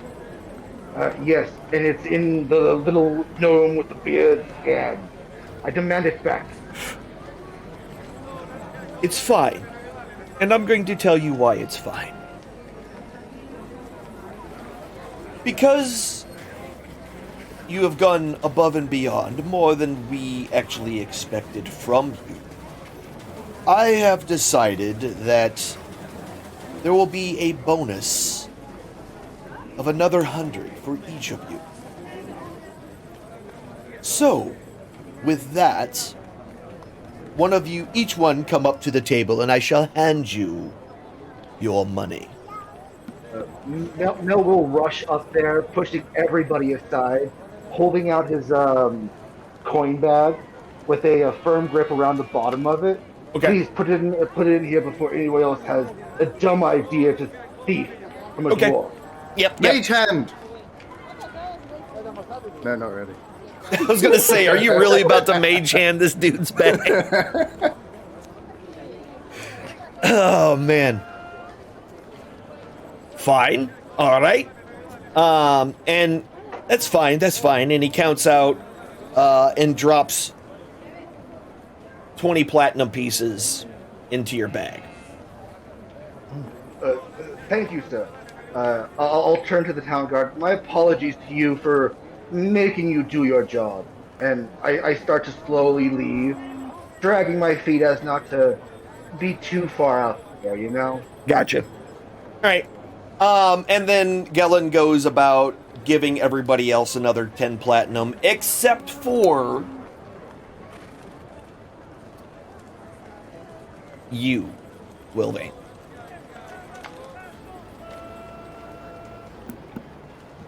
He wasn't expecting any Okay. coin.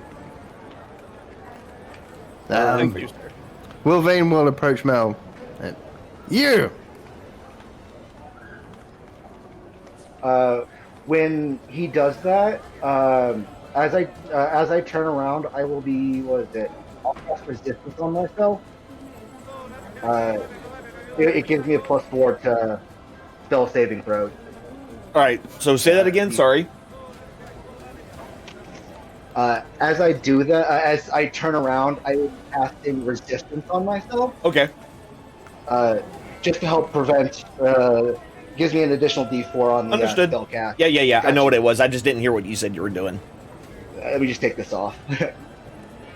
A bit jumpy, are we? Hold out your bag. I- Wilvane will grab the coins from his pocket and hold them in his hand, waiting for the bag. I refuse to pull my bag, my coin bag out. It's in a hidden spot. You can just put them in my hand. So. He drops them one by one. Remember to always read the contracts. It's very important. You are right. I shouldn't have been so inebriated as I did this. I thought Nate was right. The following morning there was a death contract. I'll be more careful next time. You are right. Otherwise, you may end up with a cat as your boss. Ooh. Mel shudders the thought and thank you, Wilvane. Just I takes a look misjudged back. doing. I misjudged doing that. Okay. All right. All right.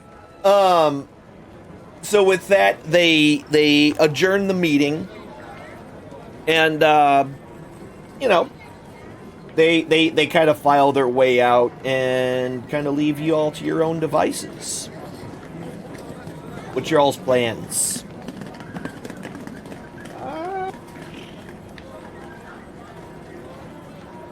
I think Mel's gonna go down to the harbor. Not close enough to get knocked into the water per se, but go down to the harbor relatively and watch the storm clouds. Okay. Everybody else? I'll just go home. All right. The cat's actually following you this time. Wow. And Twig is following the cat.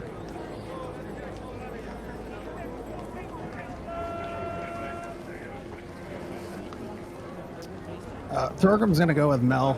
Okay. Just to, like, kind of have a conversation with him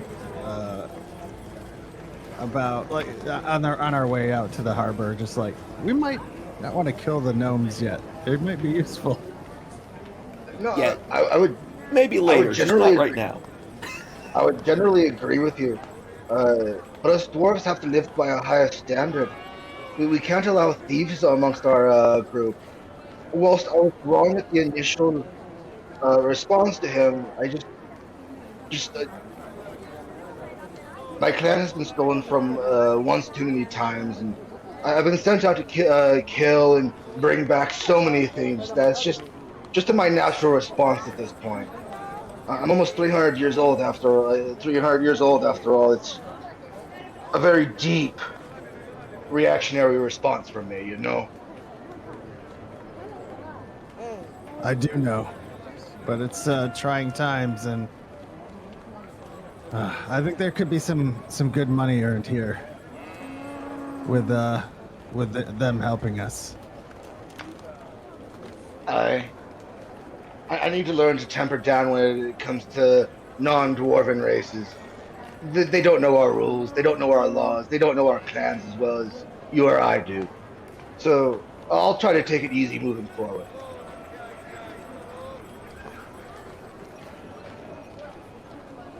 But what about these storm clouds? I would never have thought to see such things out here above ground.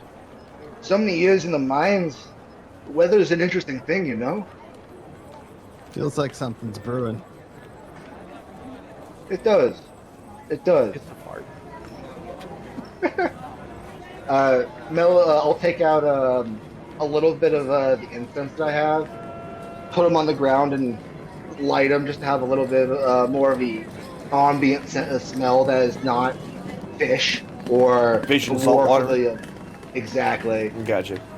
Oh, I like that. Good idea. Okay. And with that, it's time for us to take our break. We're back. I see some puppies and things. My doggo here is going to be standing in for me the rest of the game, so... Might be a better player. So to clarify, did we just pick up 30 plat, which is the 300 gold payment we were... 20 platinum. We picked up 20 total? Yeah. That's 200 gold. It was 100 it was 100 gold for what was everyone was going to get paid 100 gold for the initial. And then when you came in with all those faces, way more than they expected, they decided to give you a little extra. Well, Gullen did. And Mel has 30 because I gave him the 10. Yes, that is correct. Personal hero, thank you. Mel is significantly impressed by that, and secretly is trying to apologize in some subtle way. All right. Well, No, what's that? I'm curious about something. Hey, Thodrum, what kind of armor are you wearing? it's, I think we're rocking some chainmail here. Oh, heck yeah. Then never mind. I just find myself confused with cash and looking to make something. Well, you've already used it today. You would have to take a rest to recharge your divine dealy bop, whatever it's called. Divine make cool stuff is going to be awesome. Yeah, divine make cool things. Yes, that one. But yeah. So with that, everything kind of goes back to normal a little bit around the town. There was a little bit of extra as news of your daring do spreads throughout the town. For the first day, like, people are just kind of like being a little nicer to y'all. Even to, Nate, the cat whisperer that nobody really likes, but he's been in town, so he's kind of sort of like a local, but nobody actually wants to let him be a local kind of thing. They're actually being nice to him, which is weird. A lot of the older townsfolk are actually being nice to the dwarves, which is also kind of weird. Considering, the current tensions between the dwarvish enclave in the town of Saltmarsh itself. But after a day or two, that kind of calmed down, and things went back to its normal day in, day out behaviors. People going out to fish, and then boats coming in to move cargo, and then they leave, and then the ships from fishing come back and unload their catch. It kind of goes this way for a little bit of time. So y'all are going to have a few days of doing whatever you want. So what kinds of activities would you want to partake in?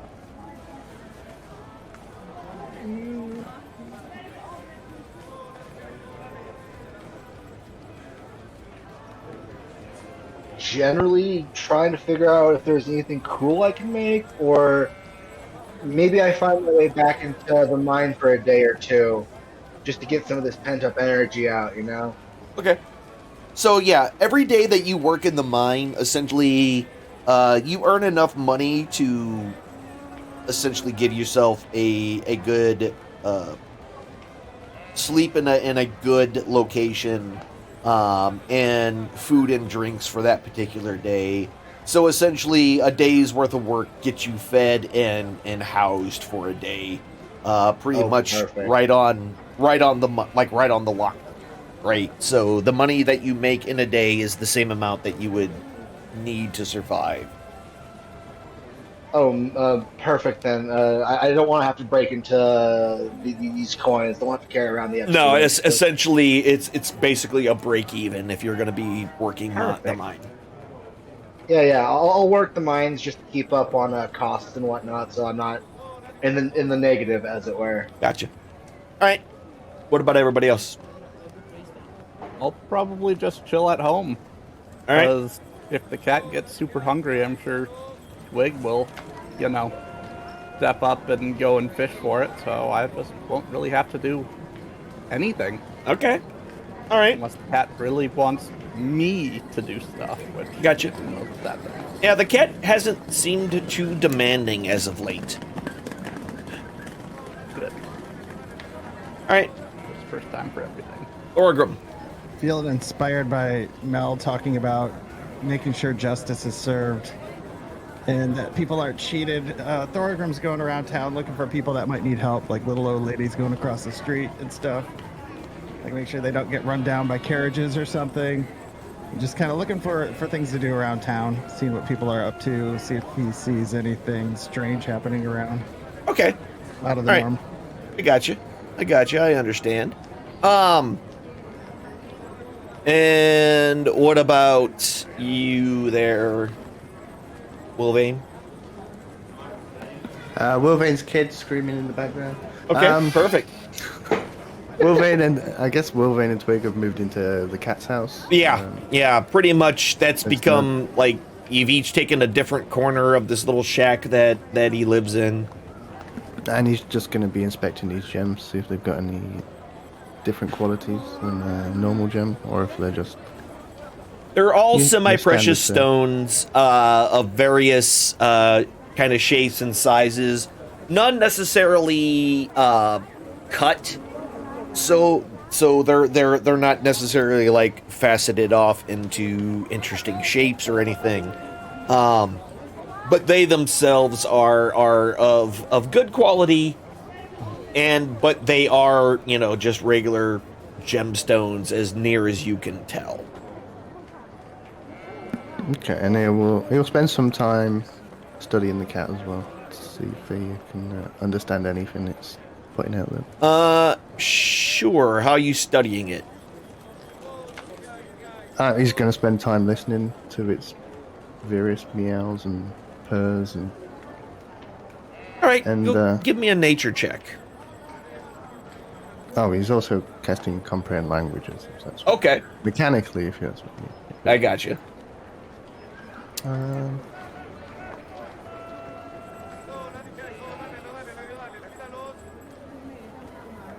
Oh.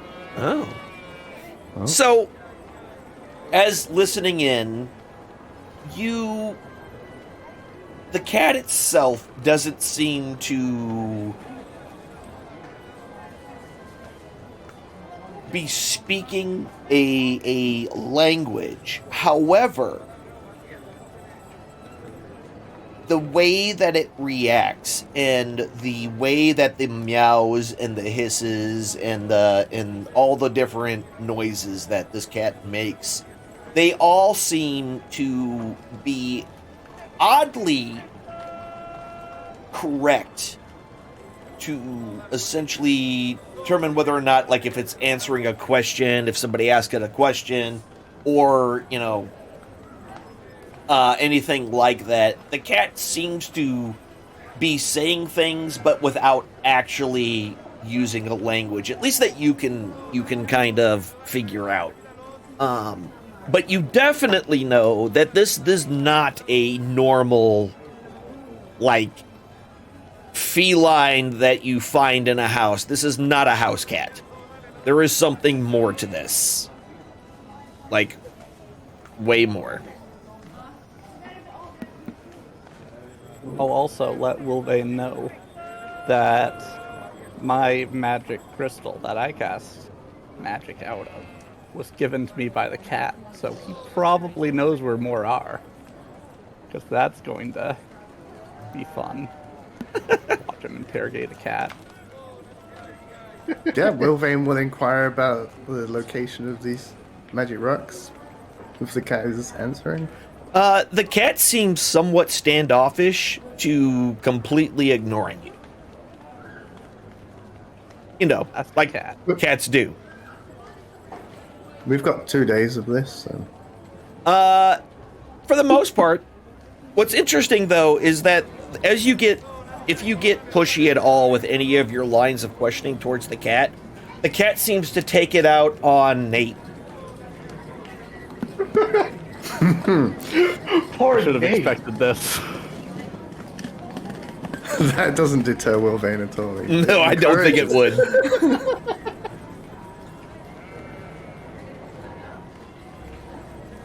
Yeah, the angrier the cat gets, the more he does it. Yeah, the more so the more you ask questions. Yeah, so as the days kind of the day moves to night and the night moves to day and back and forth, the cat seems very frustrated with you,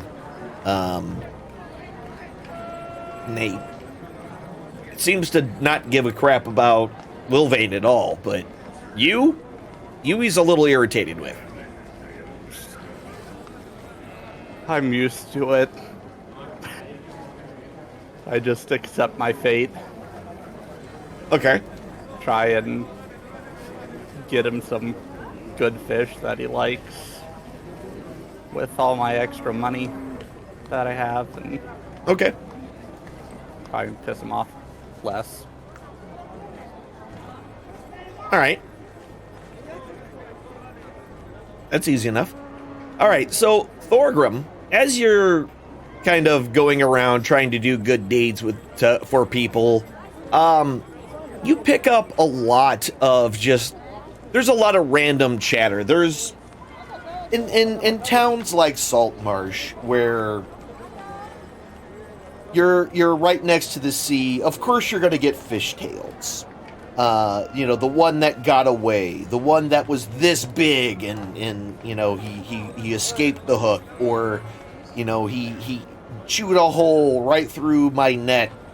The great white whale that lives out there, the beautiful mermaids. These stories, have been kind of woven into the background of all things Saltmarsh since since forever, since this was a fishing town.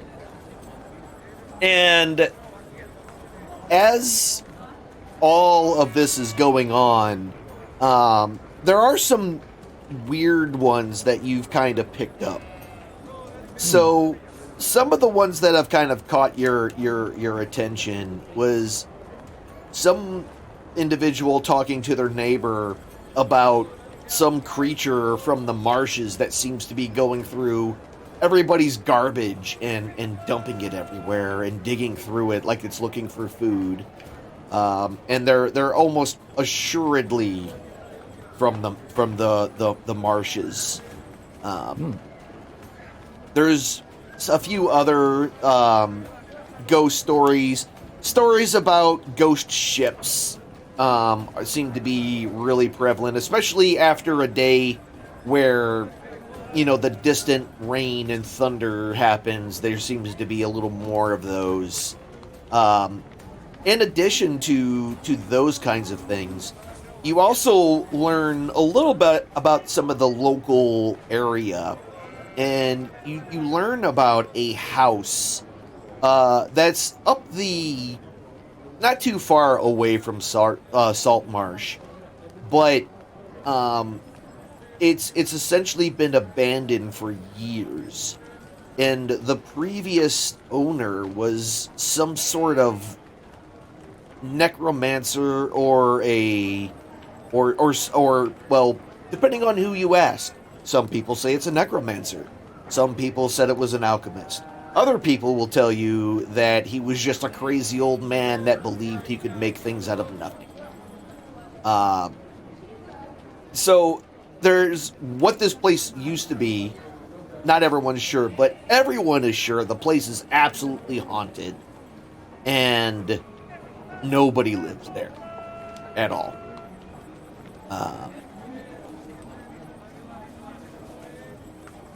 Possibly. That's a lot of information.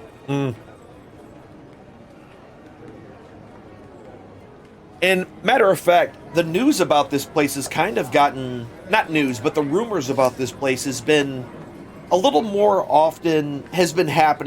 often than the others. Almost as if someone saw something or something brought it back into the people's minds, because it's becoming more and more of a topic. And the rest of you, throughout your days, unless you just never have left the house or whatever, you also hear rumors about this place.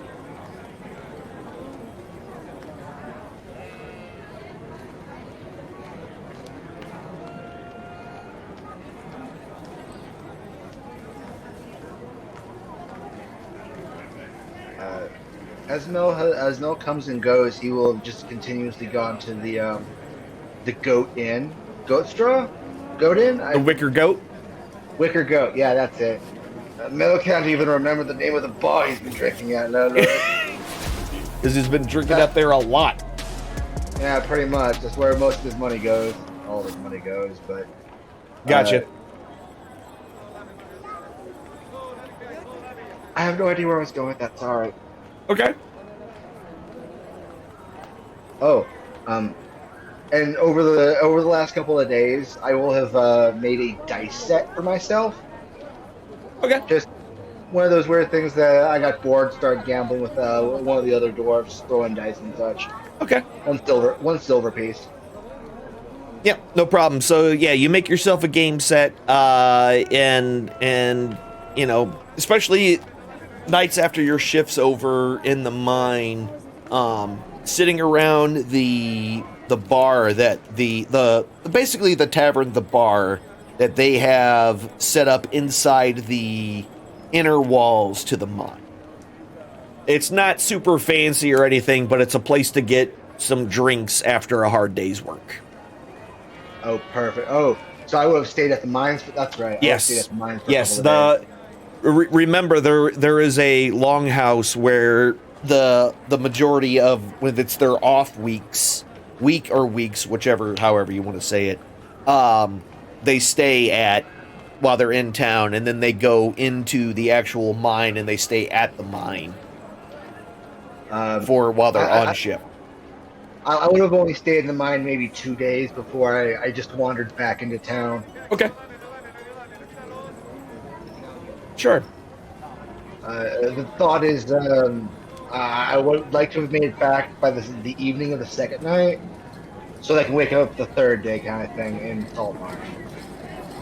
All right. So how are you? So the mine itself is only like 8 miles. So it only takes about 2 hours to walk there.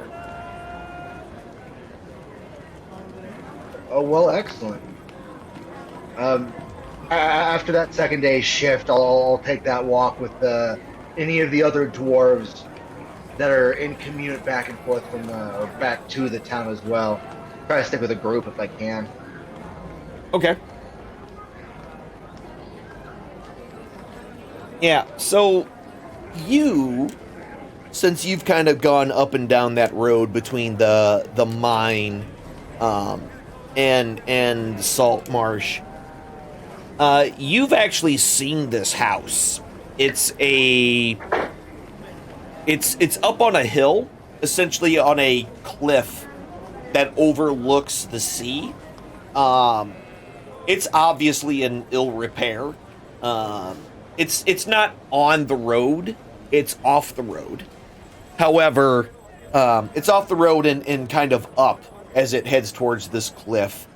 And it just looks like a creepy old house. That's all it kind of looked like to you. Have the dwarves been talking similarly as the folks in town about this so house? Yeah, there's always, they repeat the same kind of rumors and things that they hear in town and around town. The talks of various creatures of the sea and all that. And, some of them just speculating whether or not any of these things actually exist. So we know that mermaids are real, but do they really lure people, to their deaths? That was kind of because again, most of the dwarves that are here working at the mine lived much further inland. So they've never really been in a place that's pretty much been, grown up. Everybody's grown up on the sea. Right. Don't know many dwarves that are off the sea as such anyhow, but yeah, makes a lot of sense. When I get back to town, I'm going to start looking for Thorgrim. See if I can't spot him, have a conversation with him about this creepy house that I keep saying. Okay. Yeah, I mean, it's not hard to find after, it's not like it's a huge place. Right. And the halberd kind of like towers above my head a little bit, so you can kind of yes. out a bunch. Yes. So I'll catch up to him. Hey, Thorgrim, good to see you, man. It's been a couple of days. Yeah. What you been up to? Well, basically, there's not a lot going around here. They're fishing every day, doing a bunch of stuff. They're telling a bunch of ghost stories. Ghost stories? I've seen this creepy house that I would tell ghost stories about back and forth from the mine like I have been. That's one of them they're talking about, some abandoned house out there. Huh. Darndest thing. I guess it's a small town. This place, just small area. It's all closed in, I guess. Well, darndest thing. Okay. I don't know, man. Weird. There's also they've been talking about some dogs or cats getting through all the garbage or something. They're saying it's like monsters or something coming in from the swamp. I don't know, off of the sea. I don't know what they are, but that's probably just dogs or that devil cat. Probably. I've seen plenty of stray dogs rolling around. Dogs gotta eat and try to help them out where I can, Always feel bad about the strays. Heck, maybe we can find that dog, that dog monster that's been cruising around. Maybe we can feed it. You think we could train it and make it one of the party members? Oh, Cats and dogs living together? oh. Mass hysteria. Maybe we can make a friend for that cat. Maybe we can calm him down. Maybe Ooh, put 'em in maybe check. that cat needs somebody to play with. That's why he's always scratching at Nate like he is. Let's go find this dog, yeah? Yeah? I start kind of nudging kind of excited like.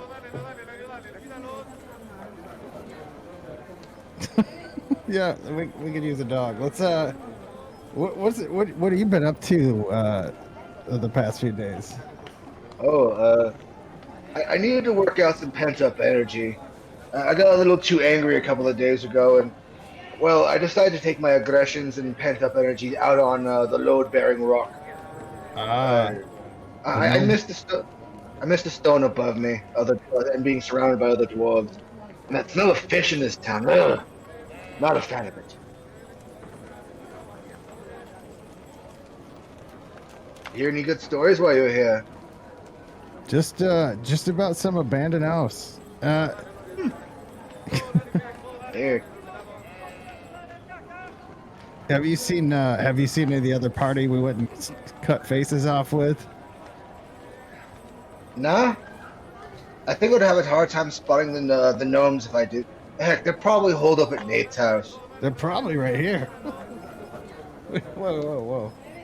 Can't believe they're smaller. But Right. we'll get around. Well, I kind of looked down with them a little bit. You gotta be careful. They're underfoot. They're short even by our standards. And we're short. Heck, I think I should go check up on Nate. I worry for him. Cat does abuse him an awful lot. I think that cat's cursed. You see that thing on its forehead? It can't be a cat. I don't know what it is, but it's there's something What is, wrong. Nate, what is that symbol? The star? It's a star? Okay. I just wanted to verify, just to remind folks. It's a star on the cat's forehead. Oh, So, you And it want to head up glows. to Nate? Oops, sorry. Thorgrim, you want to make it up to Nate's house, see if he's doing all right. yeah, we I've should been probably worried for. check on the group, see if they're all right. I'll get up and make my way to Nate's house.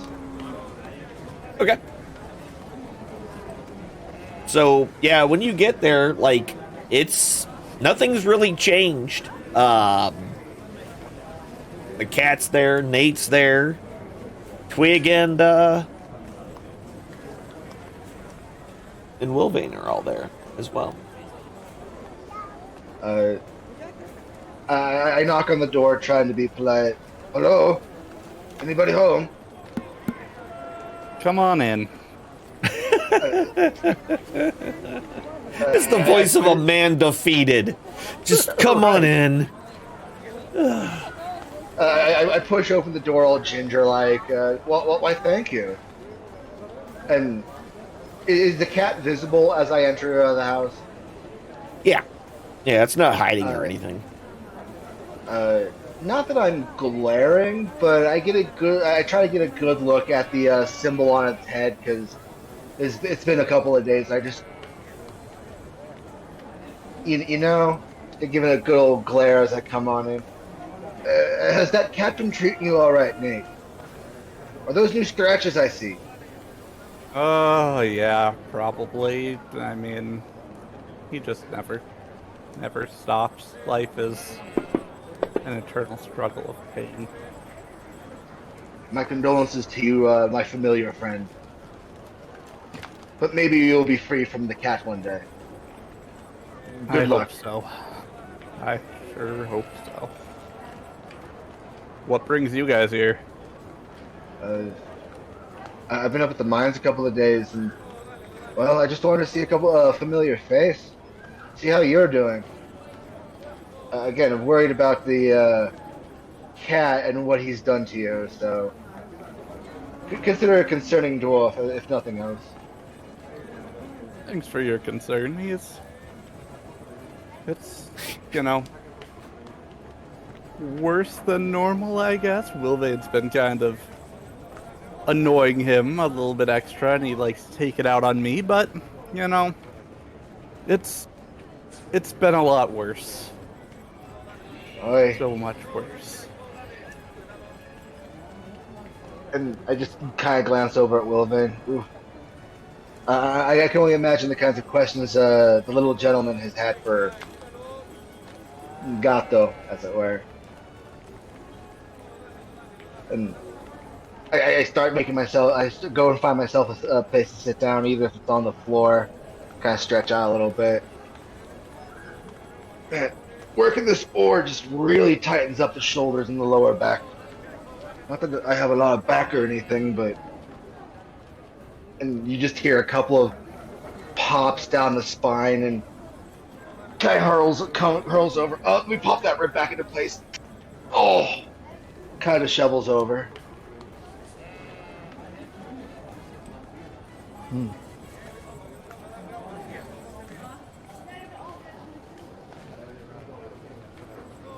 Okay, so are we going to the ghost house or the whatever?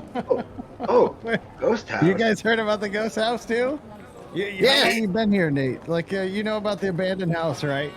Oh, You heard about this, That right? one, yeah, I heard it used to be like a brothel or something owned by a necromancer, free labor, No, we're going to something the like abandoned that. house. Let's go.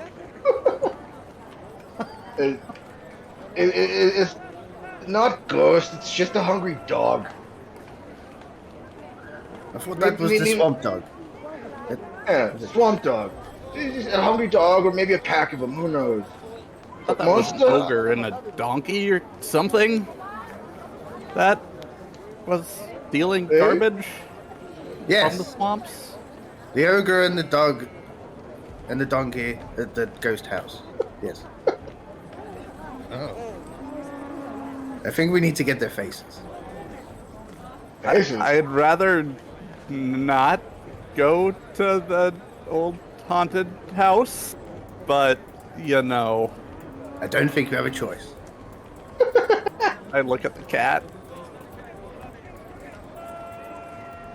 Not a cat. I really have to go. Why? We need to go rescue this abandoned dog. Maybe feed it some. Fine, but I'll need like a shield or something. I need more defense. This little crap armor, this leather doesn't block anything. Crossbow shot just went right through my chest. Like, what's even the point? If you want, I can make you a shield before we go if it make you feel better. I mean, yes.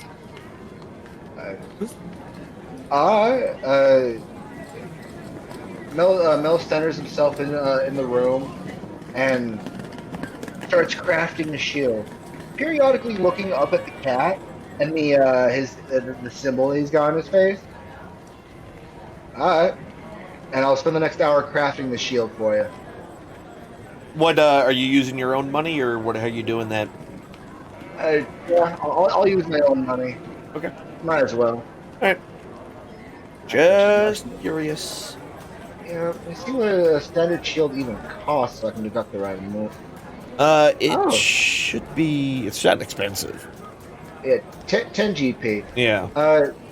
So 10 platinum is 100 gold for that. Yeah. So a single platinum piece.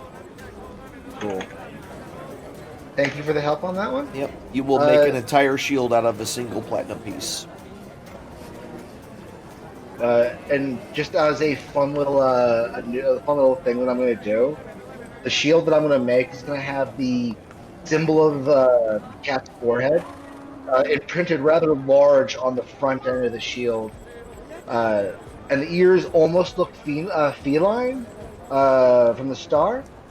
I've spent too much time glaring at this cat while I made it, and almost forgot what a shield looks like. But So you made this man a cat shield? Is that what you're saying? Yes, yes, sir. All right. They got a cat shield. All right, so after the hour is up and you essentially build, you fabricate this out of a single platinum piece. It flattens out and takes the shape of a shield, with a star symbol in the middle of it and some cat ears on the top. So, before I hand the shield over to Nate, I hold the front end of the shield to the cat so he can see. I hope you approve of this, Master Cat. And I then pass it over to... While you're holding it up, he does that cat headbutt thing, where his head just kind of goes... And you just hear a... As his head kind of makes a slight ting noise against, the metallic shield. I'm glad you approve. Here's hoping I've made him happy for a little while for you, Nate. Here's hoping he scratches you less.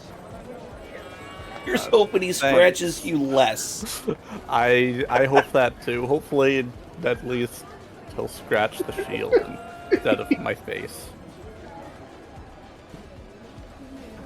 Great. Here's hoping, friend. All right.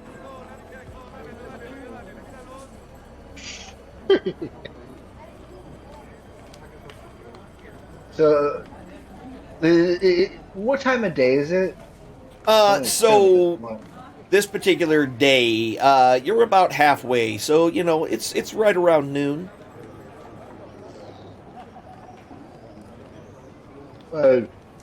If you guys want to go rescue this stray dog, maybe we could hear a little bit less about all the tipped over trash cans and pilfered foodstuffs. One less thing to worry about in town. Maybe I get to scratch a dog and love up on it. Or heck, maybe we get a pet. I don't know. I mean, are we sure it's not just like a raccoon? Ooh. I would love to have a raccoon pet. Hell, either way, I could just feed a wild animal, and I'd be happy to do so. So, if y'all would be interested, maybe we could get these rumors to stop about this monster trudging through the marsh, scaring the local village. Well, I mean, it sounds less dangerous than going to the necromancer's brothel, so, I mean, I guess it works for me. It's so hot right now.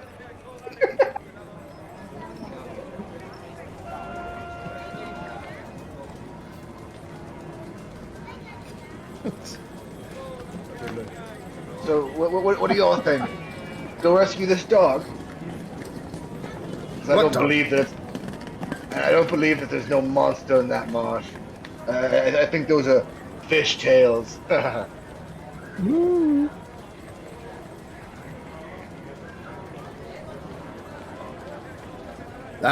Maybe we should ask the council. That's actually a really smart idea. Maybe we can get paid to do these things. So just doing them for free? Precisely. Oh. Works for me. Usually how Can't this see works. this anymore. Did anyone bother to check the notice board? No. I was hardly aware there was a notice board. Will Vane heads off to the council chamber housey thingy. Housey thing? Yeah. I'll follow him. Okay. Is there anything on the notice board outside? So as you go to the notice board, there's a couple of just really things that don't really catch your eye. They don't mean a whole lot as far as eye catching on goings on that may be of interest.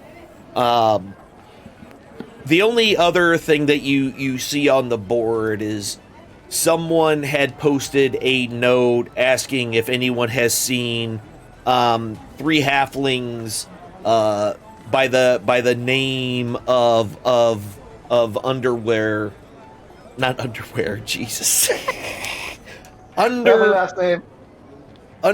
whale. There we go. That's better. Under whale. That have seemed to have gone missing.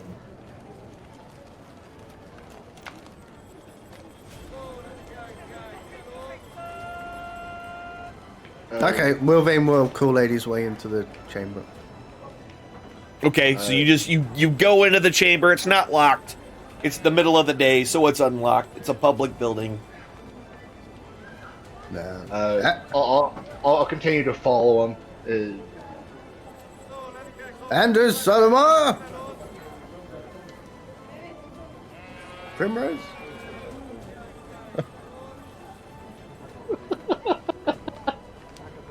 I forget. Is there anybody there? I mean, there's nobody in the main room. No. But nobody pops their head out the door? No. Huh. Bit quiet in here. Mill will start rooting around, see if he can't find a door to knock on or more rooms in the back or something. So yeah, I mean, there's definitely rooms in other parts. So there was 2 doors that are essentially off of the main room, and on one side is where the main offices of the actual council members, and on the other side is where the clerks and things do their business. I'll choose the door where the main council members go.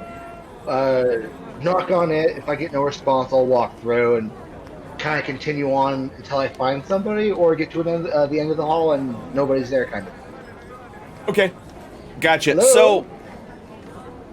So whenever you go through there, nobody answers the door when you knock on the first one, and you go in. And when you go in there, you do see a fireplace and a kind of nicer looking furniture, almost to be like a meeting room, but not like a very official, kind of more of a relaxed atmosphere meeting room. And the hallway kind of comes off of that and goes further into the building. As I get to that room, hello? All the doors are closed down the hallway. I'll go one by one as I get to them, kind of knocking. Hello, anybody in there? Yeah, so all the doors, nobody answers. Huh. I'll turn and go back to Wellvane. I don't think anybody's here, Wellvane. Must be a bank holiday. What's a bank? They could be at home, you're right. It's a bank. What do you suppose we should do about this, then? Wilvain walks off. He's gonna look for the guard that was scared of the faces, the sergeant. Okay. Give me an investigation check. Okay.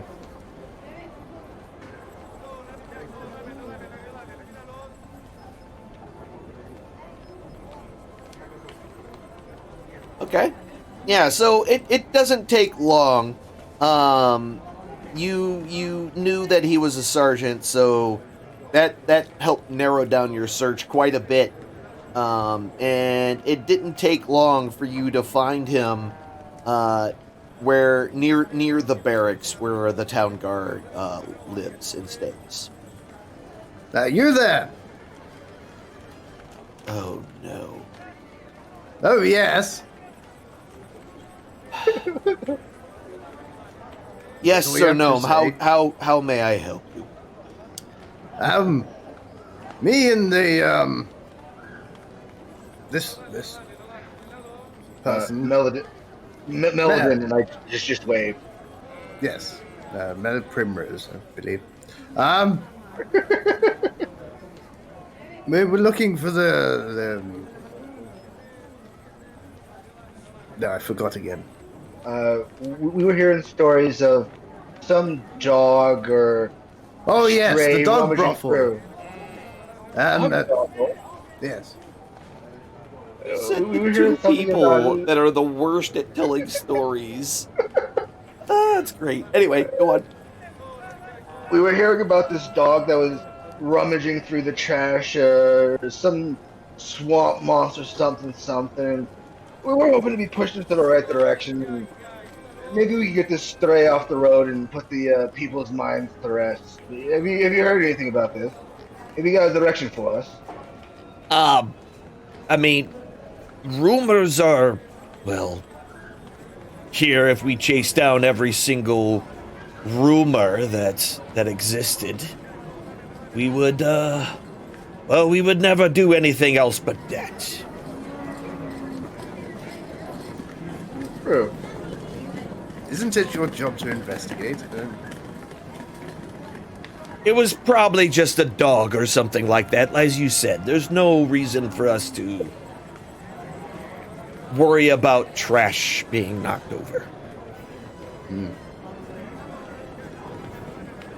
Yes, this was a mistake. This is the guy that couldn't recognize faces. Dude, fair enough. Maybe he's the wrong guy to ask. Yes. Who should we ask about a dog brothel?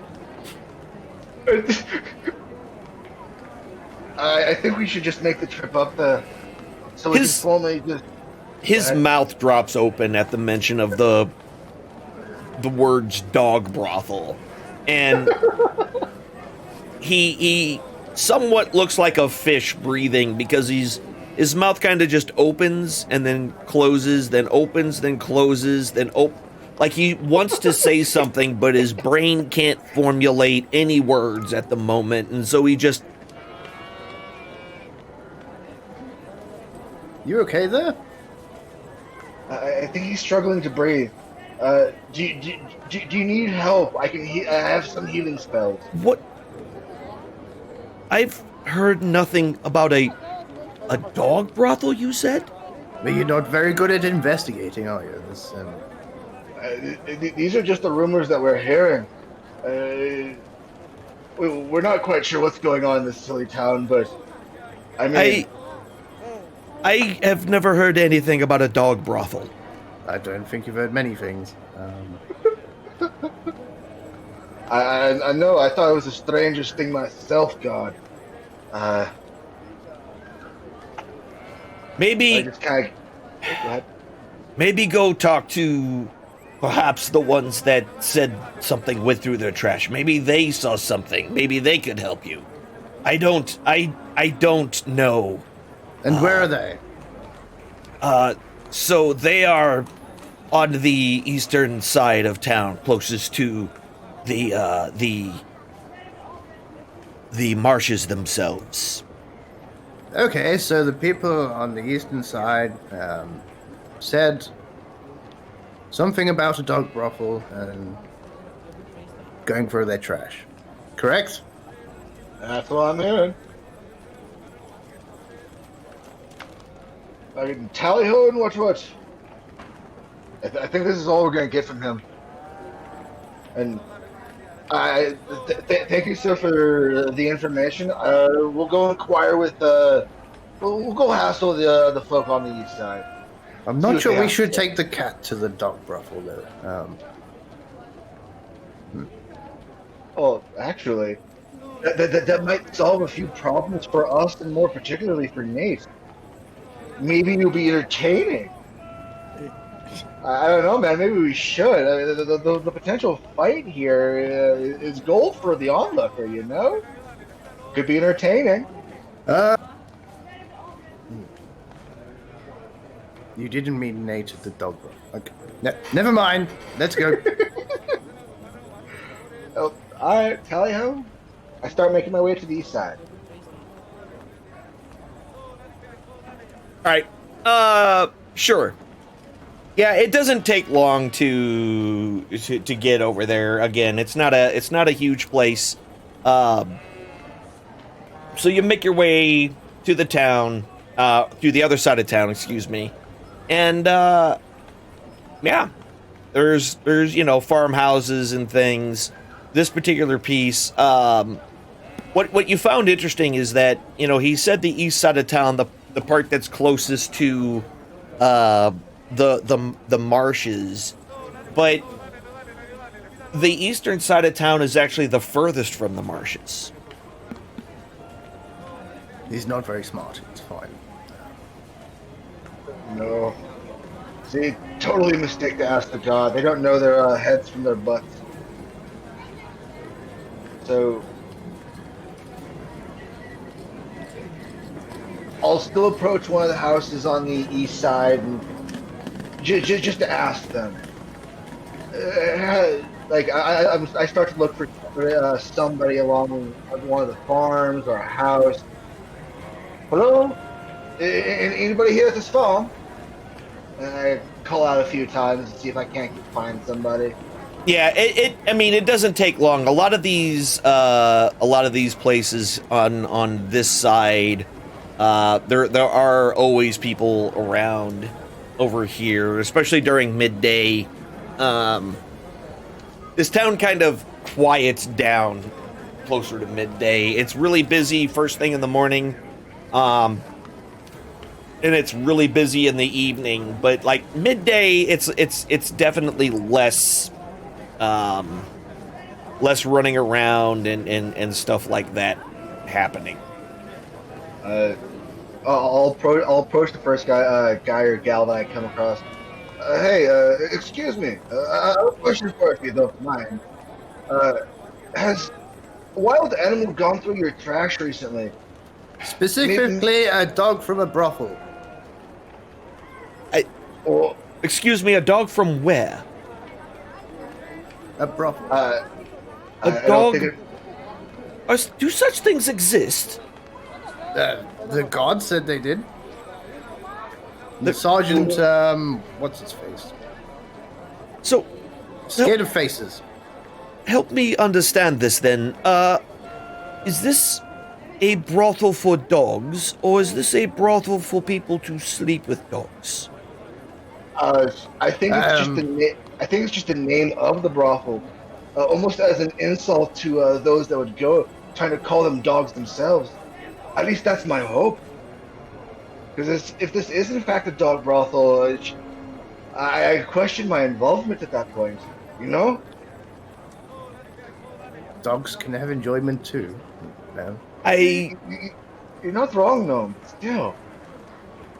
I don't understand what's happening right now, to be honest. But no, nothing or anything has gone through my trash. My garbage has been left alone, and all things considered, everything has been fine. Thank you for your time. I think though we need to go to where the swamps are instead of the east. The guard truly has his head buried in his hindquarters. And I turn and start making my way towards the edge of the swamp and the houses that are there, you know? Okay. Maybe we can actually find this supposed dog brothel? Weirdest thing. This town has been the weirdest thing. Are all humans villages like this? But they want faces. They've got dog brothels. This is why I stay in the woods. This is why I went back to the mines for the last few days. You silly humans. I guess we'll head in the opposite direction of what the guard told us to do. Okay. Simple enough. While this is all going on, what are the rest of you doing? I don't think I left. I think I'm just still hanging out at Nate's house. Like, I don't know if Nate's still there or not, but Yeah, I would have just stayed at home unless the cat, made me leave. I don't care enough to, go and follow them and try and get money for things. So is this cat a failed experiment, or can you not say? I mean, it's probably an experiment of some kind. See how much human suffering is possible to be made by one animal. It's not my experiment, but, I'm sure it's somebody's. Maybe ex-wife or something. Very peculiar. 'Tis. I've never seen a cat act like this. It's quite entertaining. Well, at least you get enjoyment out of it.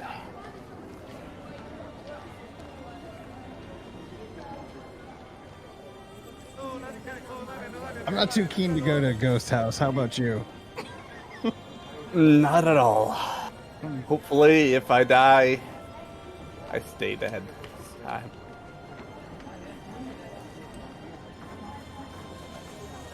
Y'all are just a happy bunch, ain't you, over there? All right, so... All right, so that conversation, the rest of you, the other two, you make your way over to the other side. And you find yourselves down near the empty net, kind of on a place that you haven't really spent a lot of time. One of the interesting things about this area, since you've never kind of been down here before, is that there is a lot of whatever. The bottom line is that the pendants and things that are hung up here are not that of the Kingdom of Scotty, nor is it the emblem of Saltmarsh. It's something completely different that you've not really seen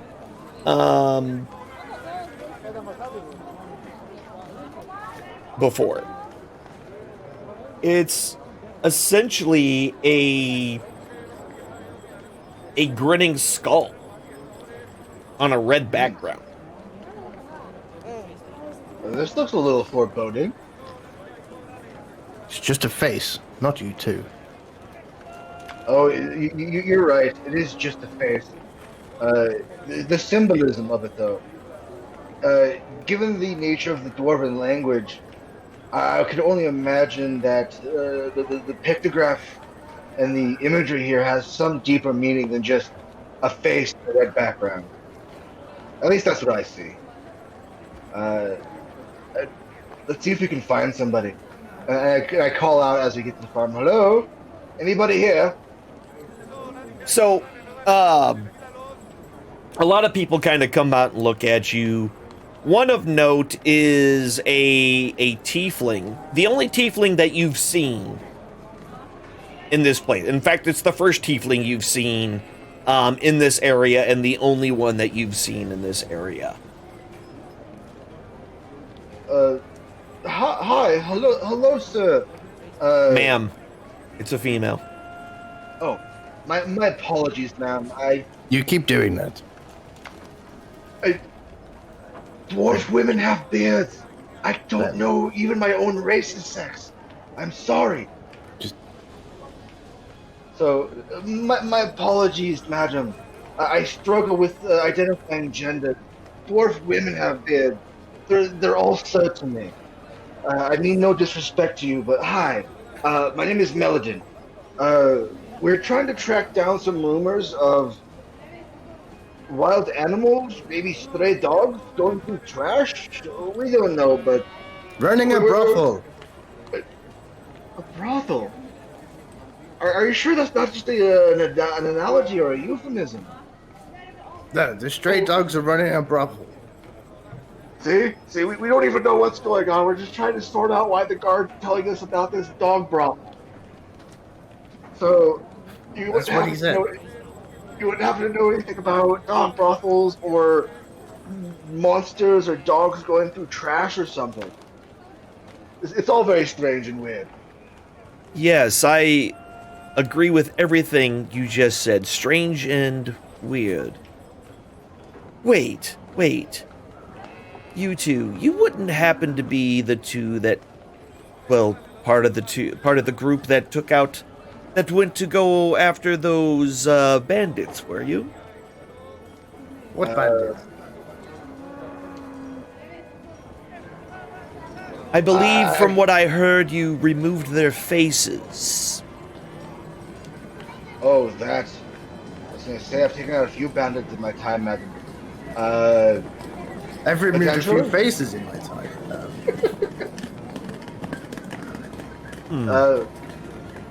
My question is, what's it to you if we were? Interesting question, if I ever heard Well, one. let's just say that I am a traitor. Oh. My name is Zendros, Captain Zendros. And, Nice to meet you, Anders. Zandros. Yes. It is very nice to meet you. I am the leader of this small delegation of individuals from the kingdom of Ayuz. And, well, if you are going to go on adventures, I may have some services that would interest you. Oh? What kind of service? We're not interested in the dog brothel. We just want to find out about the trash.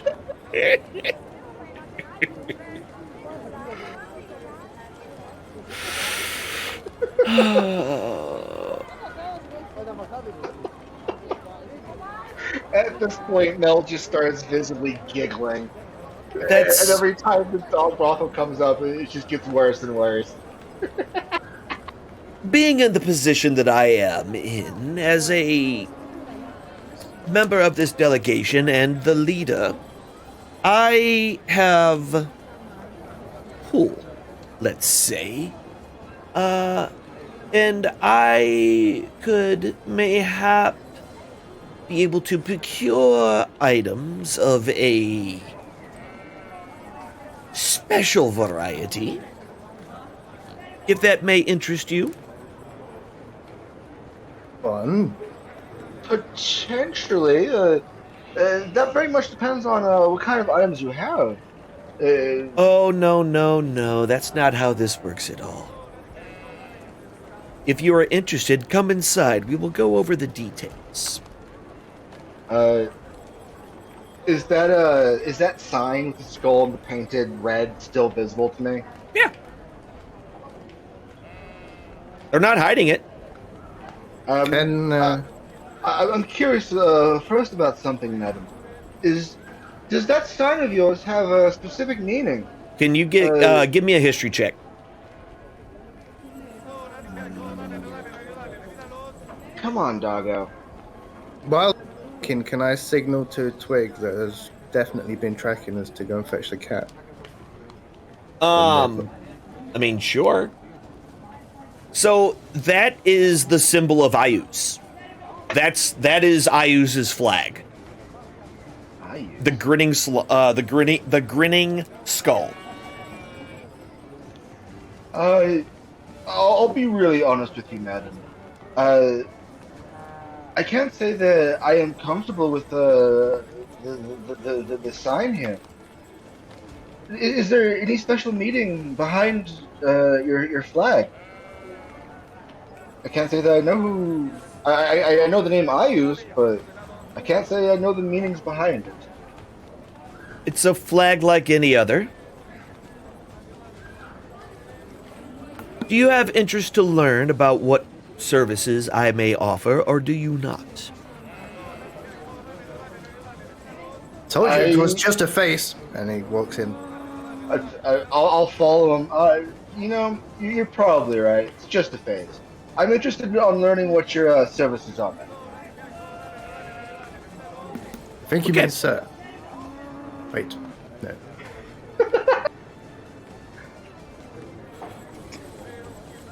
Sir, Mm-hmm.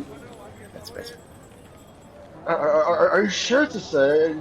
She just corrected me that she was a female. I start shaking my head. This whole thing is very confusing. Monsters, dog brothels, and now we're shopping Tiefling services. I've got a bad feeling about this, but I am in fact curious to know where this goes. Um, as I walk in, Please you will- sit. And she motions to two comfortable-looking chairs on the other side of a fairly fancy-looking desk, with another very comfortable-looking chair on the other side that she sits in. as I sit down, I cast Shield of Faith on me, giving me +2 to my AC. Okay. She Just just don't kind of, mind. she just grins. She just kind of looks at you. Come now. Do I look really that scary? No, you don't. I consider this. I'm an old dwarf who's ambushed too many times. It's more that I would like to live to see tomorrow, and that I have the ability to do so. So it's nothing against you. I'm just trying to live a long life so I can serve my god appropriately. Wilvain's Well- still trying to get on the chair. It's taking a He's while. just trying to climb up on it, getting one leg up and trying to pull himself up. Okay. Yeah, it could take a few minutes. She kind of watches for a little bit, and maybe you should help your friend. And this whole time, she's just smiling. She's just got this sweet little smile on her face. Oh, right. Would you like some help, Watervein? And I try to give him a leg up as he gets on that chair.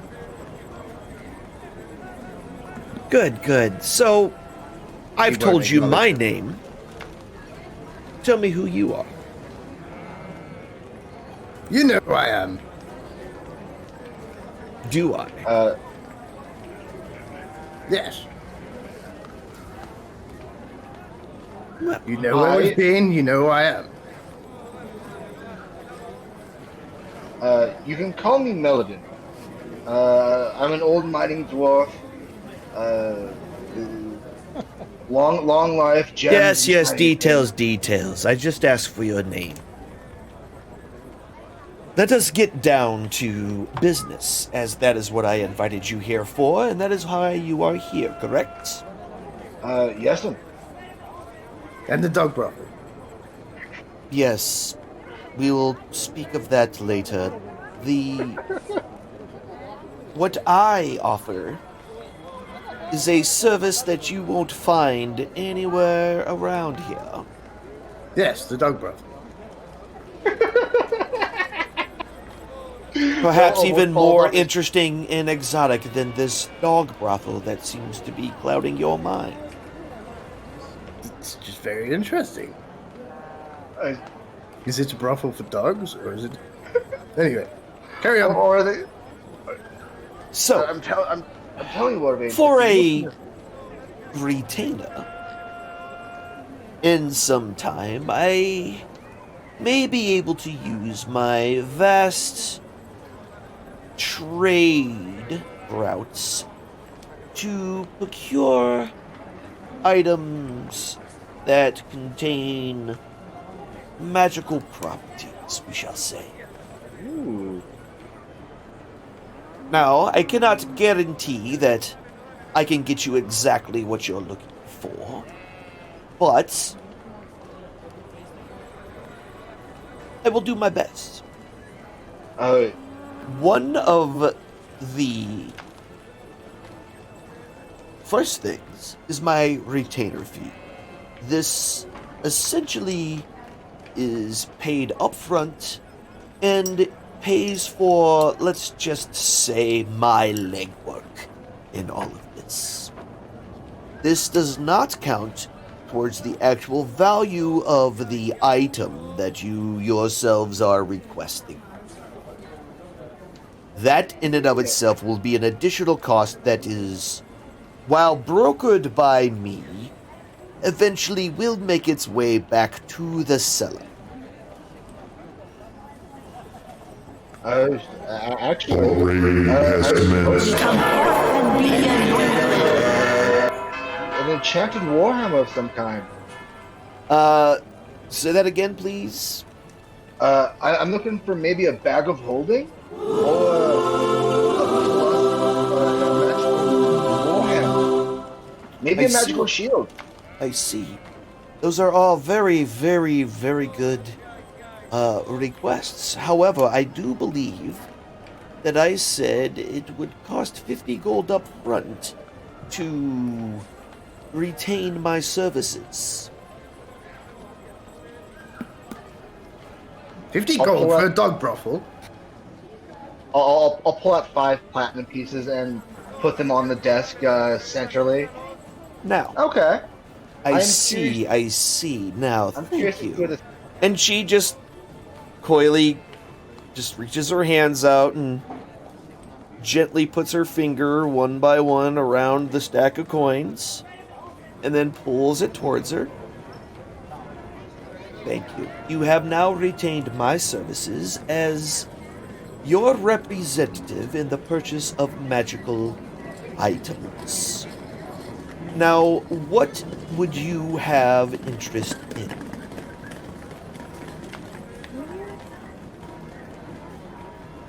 I'm looking more specifically either a magical warhammer or maybe, you know, maybe a magical shield.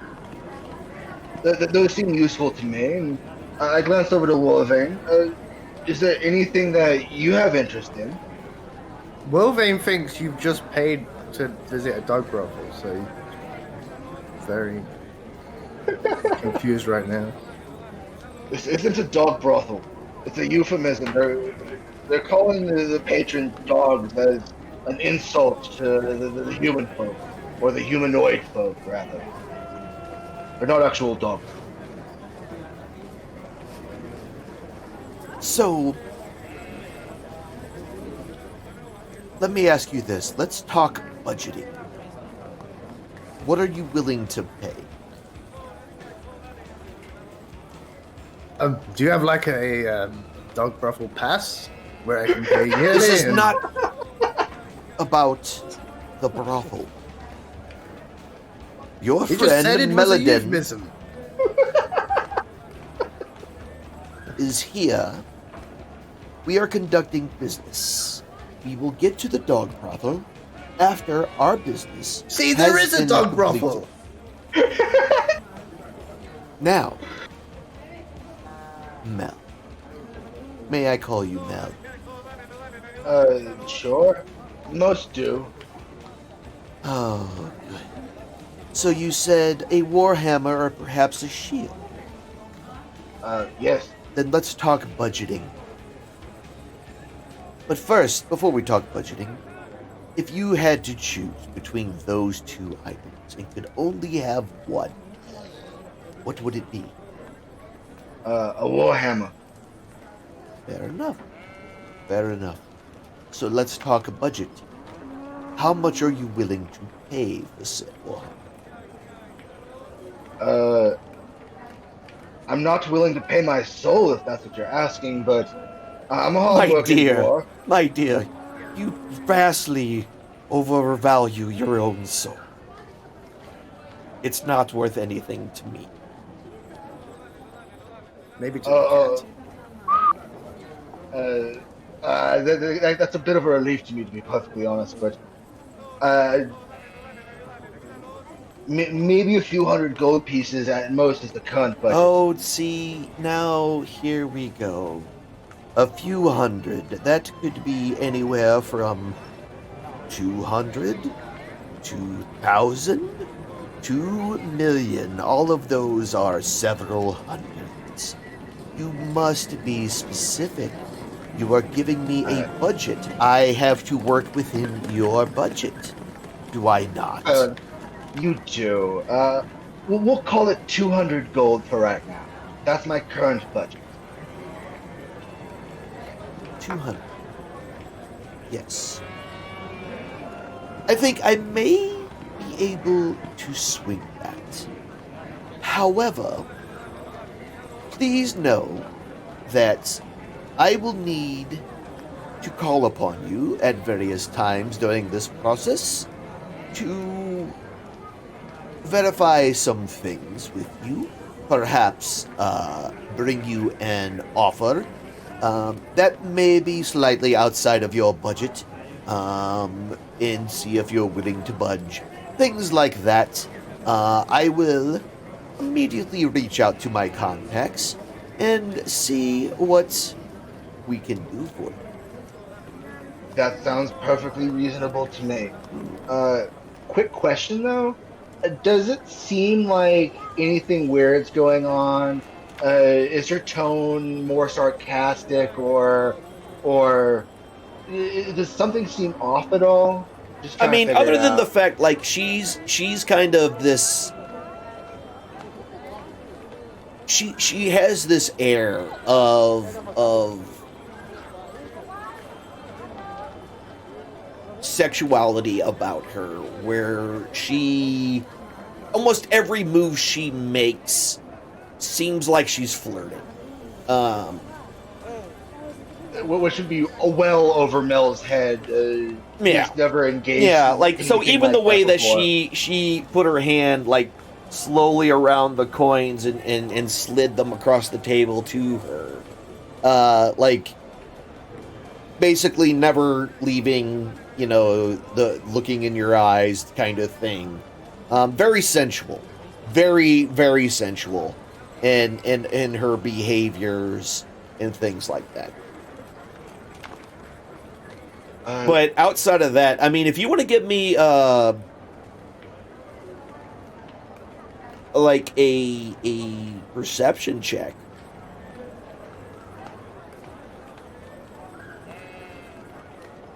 So, as near as you can tell, she just seems like a business person that essentially is making a deal with you, and everything seems to be fine. I mean, maybe the deal itself would be kind of shady, but not like selling your soul to a devil shape. Right. Like, Okay. it might be illegal, but it's not eternal damnation. Cool. Okay. Yeah, feel free to contact me as needed to see if potentially my budget's moved a little bit. I'm a working dwarf after all, and sometimes I get lucky and find gems here and there in the mines, But the question still stands. What now about this rummaging dog monster or the Is dog it a- brothel? I've heard nothing of a dog brothel. I would venture to say that such a thing does not exist. See, Uh, Lorraine? Dog brothel. there It are, exists, I will find it. sweetie, and I bet you will, and you'll have a great time. Yes. Bill almost falls off his chair in just laughter, hysterical laughter at this point. But no, I have heard nothing of monsters going through garbage. We hear so many rumors. Well, let's be honest, the boys at the docks love to talk. And the majority of the things they say are likely what's left over after a cow eats grass. Right. Well, this is starting to feel. No offense to the business that we've just done, but it sounds like that god has wasted our time yet again. And I lean over to Watervein. Maybe we should get out of here. We're wasting our energy and wasting our time. I'm starting to think that my time's better spent or wasted at the bar. So, and I look up again. I look forward to hearing from you and with news. And I get up, push my chair in, and start to make my way towards the door. If there's nothing else, of course. Well, Mel, I do hate to see you leave, but you seem like a busy man, and I, of course, am a very busy lady, so I do bid you adieu, and I hope that, well, I do hope we'll see each other again, you know? And you, my little friend, if you don't find that dog brothel, perhaps we could chat later about other things as well. Perhaps not. Suit yourself. One last thing. What is my name? I'm sure I'll find out eventually. Good day. Not so much. Been a waste of time, actually. Leaves. Yep. I'm right behind him, shuddering the idea of wasted time. Okay. Well, that was a waste of 5 platinum. Yes. I When I got see that bad- guard, I'm gonna cut off his face. Dude, let me know how that goes. If you need something to cover your back, you're wasting my time, wasting my gold, no less. So, as you're still, there's still a little more of the town to the east, over near the tower and the mining headquarters and all that. That's still kind of over in that direction a little more too. So you still have a little bit more town to go through if you choose. Has Twig come back with a cat yet? Yes, Twig is now back with the cat, and the cat's familiar. Yeah, Nate's in tow because Nate has to go where the cat goes because the cat makes him, basically. Yeah, if the cat wanted me there, then I'd be Yep.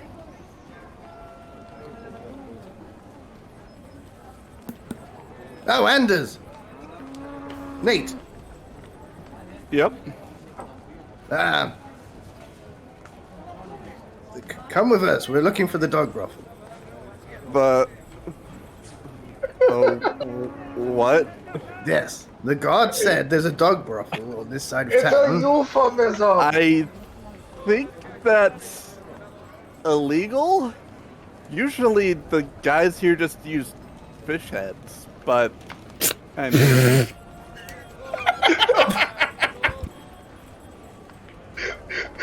At this point, Mel just starts losing his shit. It just almost falls over. He's like, ah! I don't see how that's any better.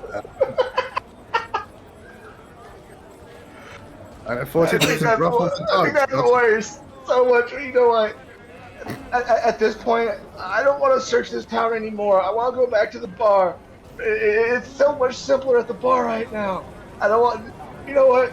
I'm done looking for dog brothels. Nope. And Mel just nopes out of there, just beelines to the. Why you guys be Bravo. looking for one in the first place? Like, that just sounds disturbing, no matter who the patrons are.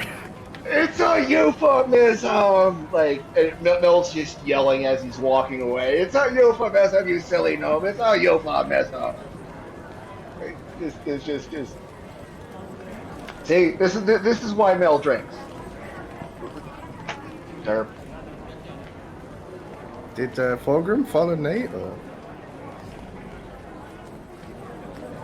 I don't know. Did he? Wait. I said the captions say, absolutely. yeah, absolutely.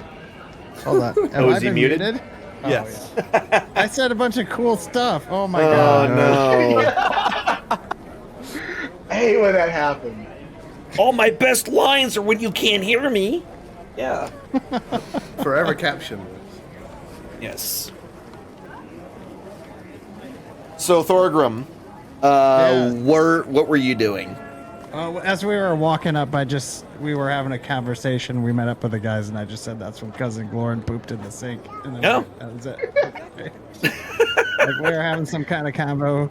We're working our way up. Got it. Awesome. All right. So now what? What are y'all doing now? We're looking for a dog broth. I got it. No. That's been the entire thing. Mel's halfway to the bar at this point, just noping the nope out of this one. Okay. Nope.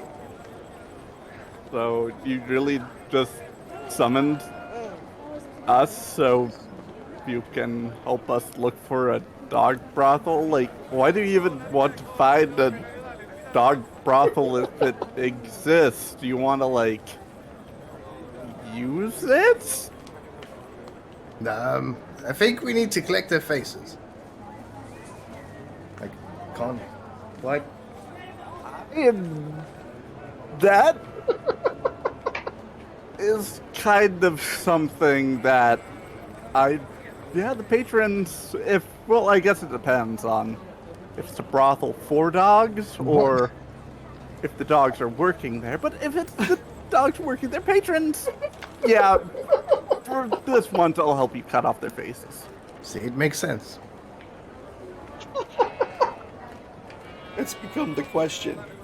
Do they work there, or are they the ones that...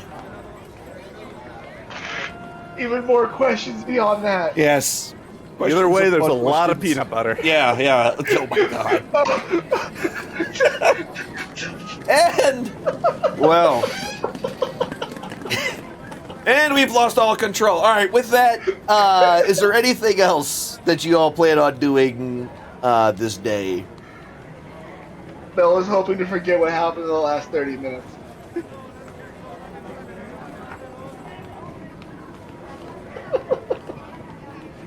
No? All right. So I think this is actually probably a good place for us to go ahead and call it then for the night.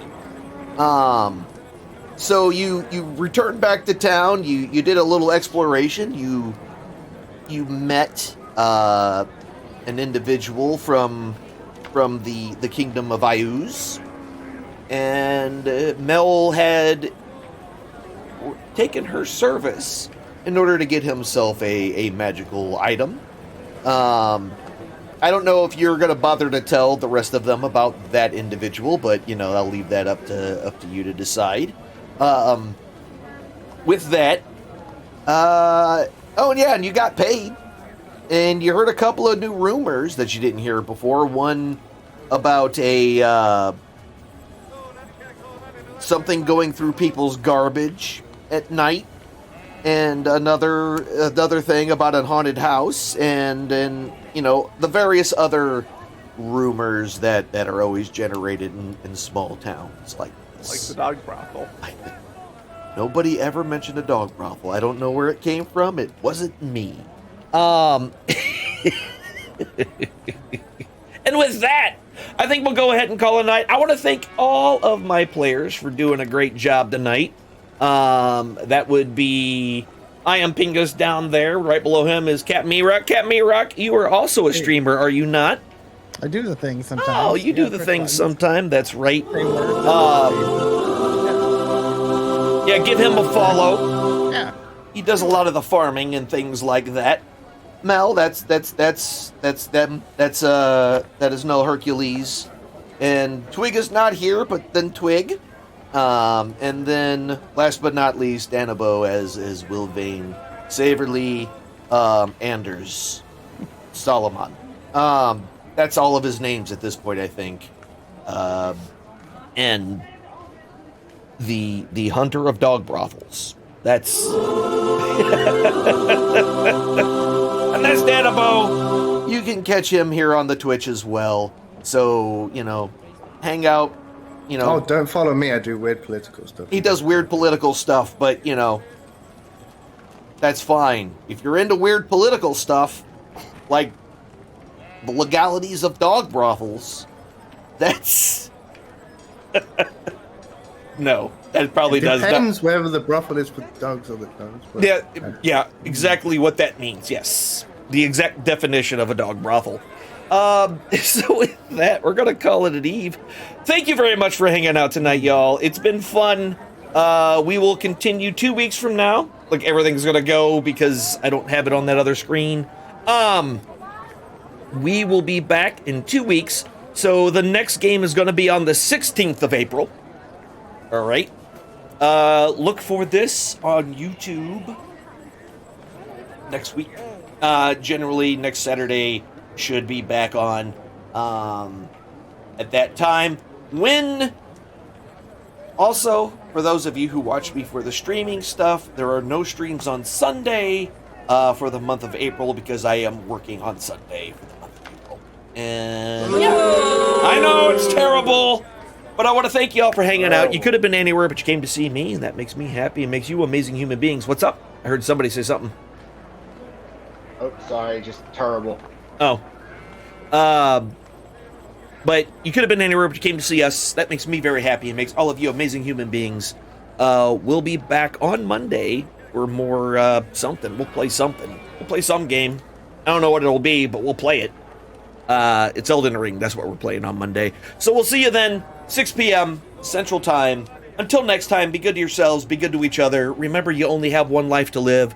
So does everyone else around you. Try to make their lives better than what it was when you got there, or at a minimum, just don't make it worse. I love you, I'll miss you, and, may all your D20 rolls be 20. Or all ones, whichever's more fun for you.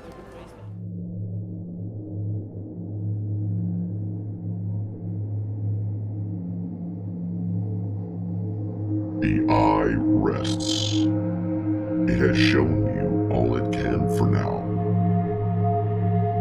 This is not a time for sorrow, but a time for joy. When one chapter ends, another must always begin. Ponder upon the lessons you have just witnessed, and heed its wisdom. Apply it to your lives. Go forth. Be well, and do good towards the others that enter your story. Let your chapter and their book